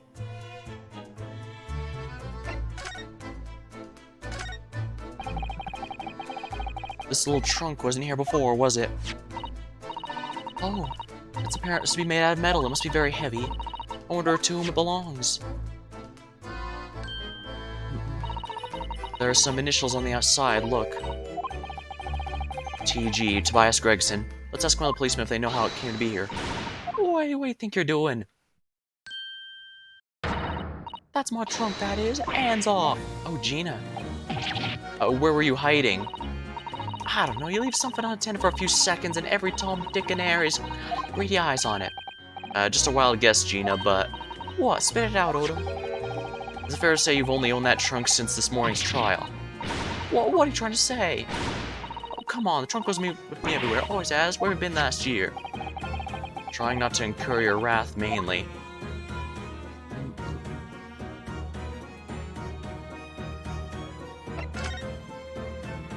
Your boss. You should hear him talking to the yard now. They should be ashamed of themselves. They're saying that it was the boss who killed all the bludgers. You mean the whole Reaper thing? Yeah. Apparently the boss was investigating stuff that no one else in the yard knew nothing about. Stuff to do with all them criminals who go off scot-free. Yeah, the ones prosecuted by Von Zeeks who used bribery and corruption to evade conviction. Well, then obviously, it wasn't the Bloomin' Reaper giving the orders, was it? But why would people be suspecting Inspector Gregson of being involved in the killings?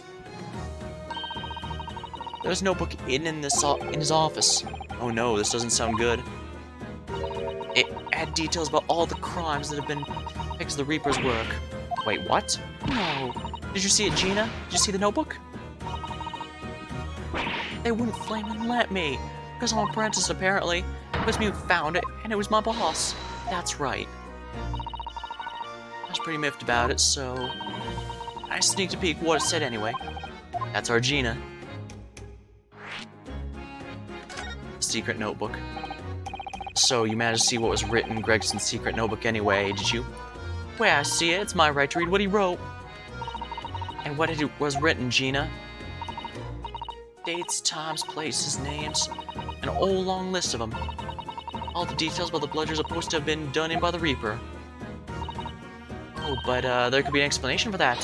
Perhaps it was recorded in the Inspector's investigation into the Reaper's activities.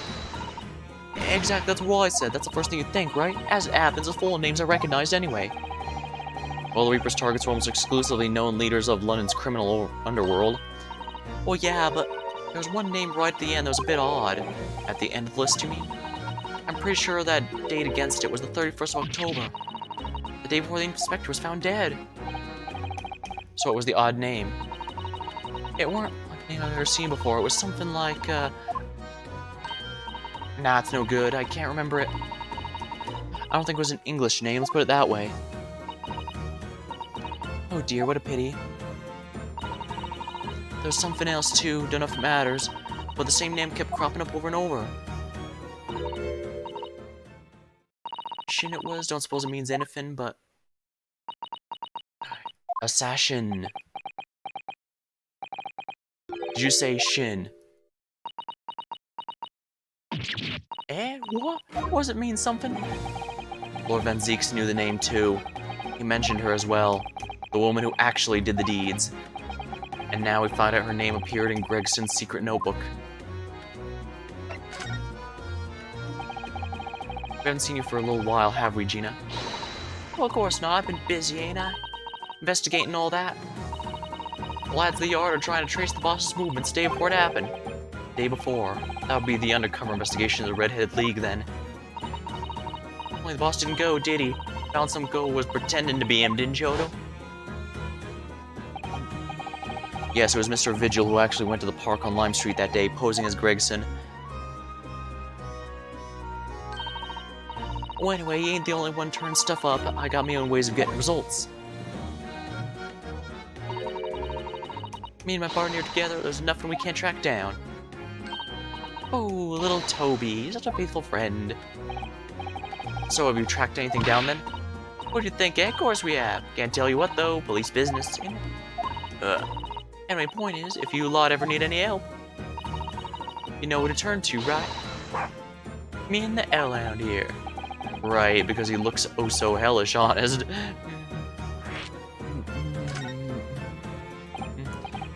Gina, about your Hellhound there.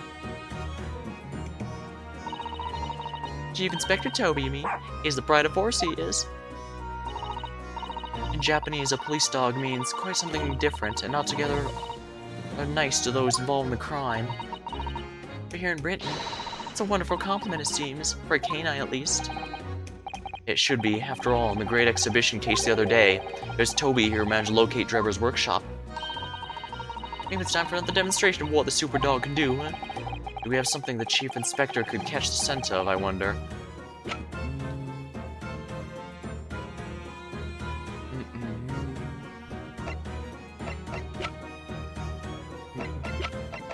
Take that! Well, Chief Inspector Toby, if you wouldn't mind having a sniff of this. Sniff, sniff, sniff. How cute, sniffing. Woof. Chief Inspector said, "Wolf to that, Odo." Yeah, I heard. I think perhaps, that particular item didn't excite him very much. Ain't you got nothing else? I'll have a think. Gina, about the hellhound there. Oh, you want to see another demonstration of his amazing nose, huh? Well, we're trying to trace Inspector Gregson's movements, so... Come on, Odo, what do you got for him? Take that! The Professor's pocket watch, maybe? If you wouldn't mind having a sniff of this.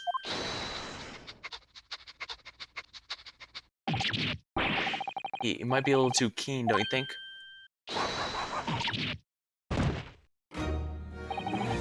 The Chief Inspector made short work of Gina there.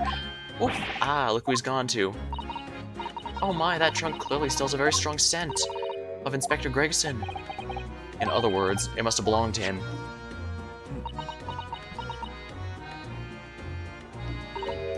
Alright, it's a fair cop, I suppose. And you nearly got away with it, too. You always talk so proudly of Chief Inspector Toby's nose and what it can achieve. Did not cross your mind that he might identify something that was right next to us? Yeah, that was a bit of a bloomer. That's enough now then, Gina. I think it's time you told us the truth about that trunk.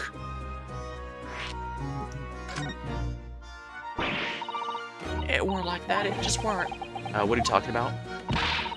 I know what's going through that head of yours, but... Alright, what did happen? What happened? What did happen? Like I said before, we were trying to trace the boss's movements. So I let Toby here have a whiff of the boss's overcoat. As soon as I done that, he went up like a shot. Straight to the sandwich. Not a bag of chips. Oh, Mr. Naruhodo, I believe Gina means the witness sandwich. Mr. Sandwich. Oh, I forgot about that sandwich. Yeah, I had it in between the wooden boards of his, the boss's trunk. You mean when they heard the sound like a gunshot and all piled in here? Exactly, he nabbed it from the scene. Oh, goodness. Me and the Chief Inspector gave that sandwich a good grilling, and you know what he said? I thought it might fetch a good price. The chap wouldn't be needing it anymore, so, that's all I did, nothing more, nothing less. But you believe the cheek of it, eh? Stealing a dead boss's case. So Miss Venus wasn't the only one to meddle with the scene of the crime, then. How could they? So anyway, that's how it happened. And it's a pretty decent trunk, so I figured it might as well make use of it. There's something wrong with that, eh? Well... maybe you and Mr. Sandwich would try to find the answer to that question together.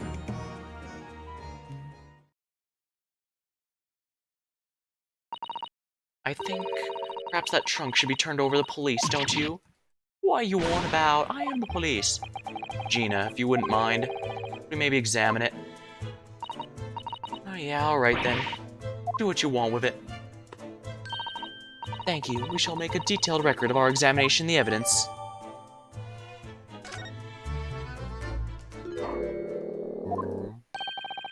What's the matter with Toby? Why is he acting so aggressively towards me all of a sudden? Mr. Naruhodo, be careful. It must be the trunk. Ah!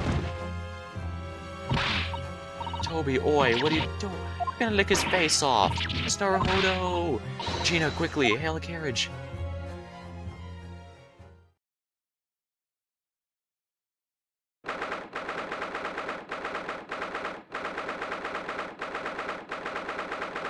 "4:57 p.m. at Naruhodo Legal Consultancy."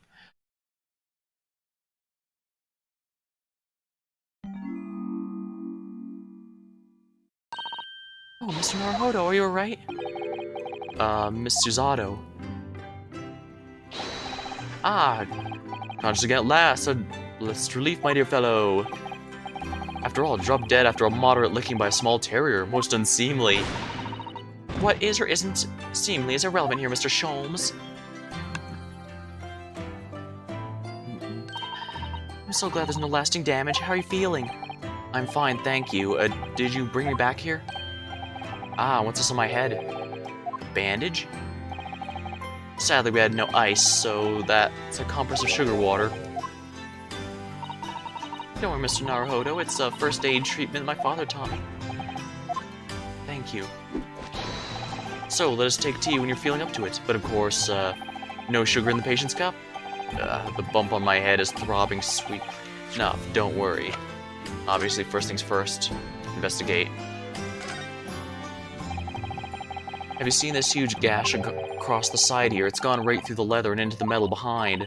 Gosh, for a metal chest like this to have been so badly damaged, whoever made it must have struck the side of the trunk with considerable force. I wonder how it happened.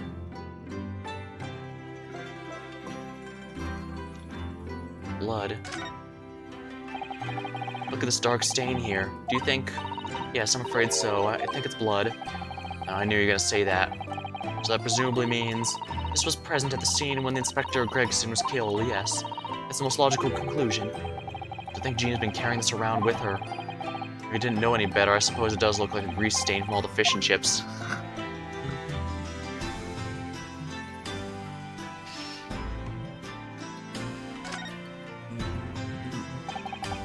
Alright, let's have a look inside.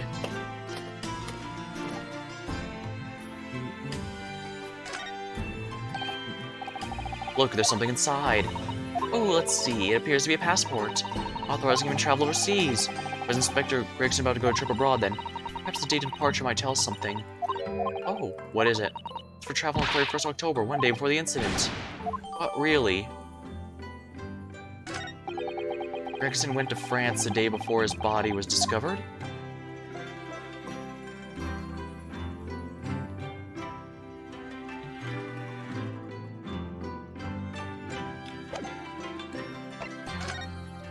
Tobias Gregson, passport number, within 1 week from the 31st of October. Or police business, permission for the applicant, one additional person to travel. I see, they didn't want us to be able to present this to Gina.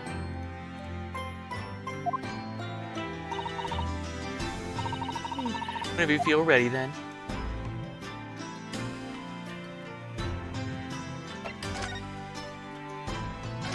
We need to ask Mr. Sholmes. Thank you for your concern, Mr. Sholmes. My dear fellow, think nothing of it. I must say I was quite startled when I heard that you'd been attacked by a dog. For a moment I feared an infamous murder of many had come back from the dead.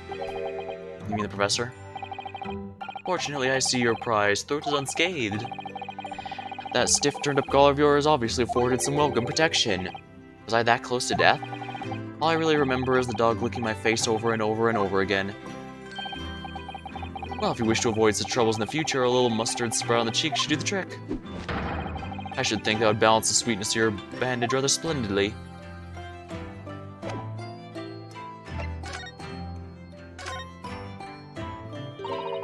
Are you alright, Mr. Naruhodo? It's rather unusual to find ourselves here in the middle of our investigations. It has just occurred to me that I might have forgotten something we left this morning. Please don't worry, as long as you continue to investigate thoroughly, you won't go wrong. Oh, yes, of course. I might go back. I should go back to work as soon as possible.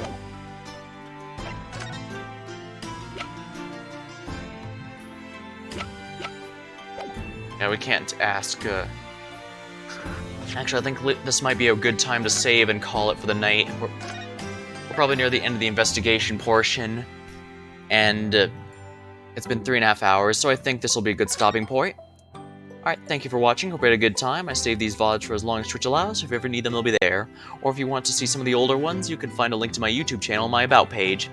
Thank you, and I'll see you next time.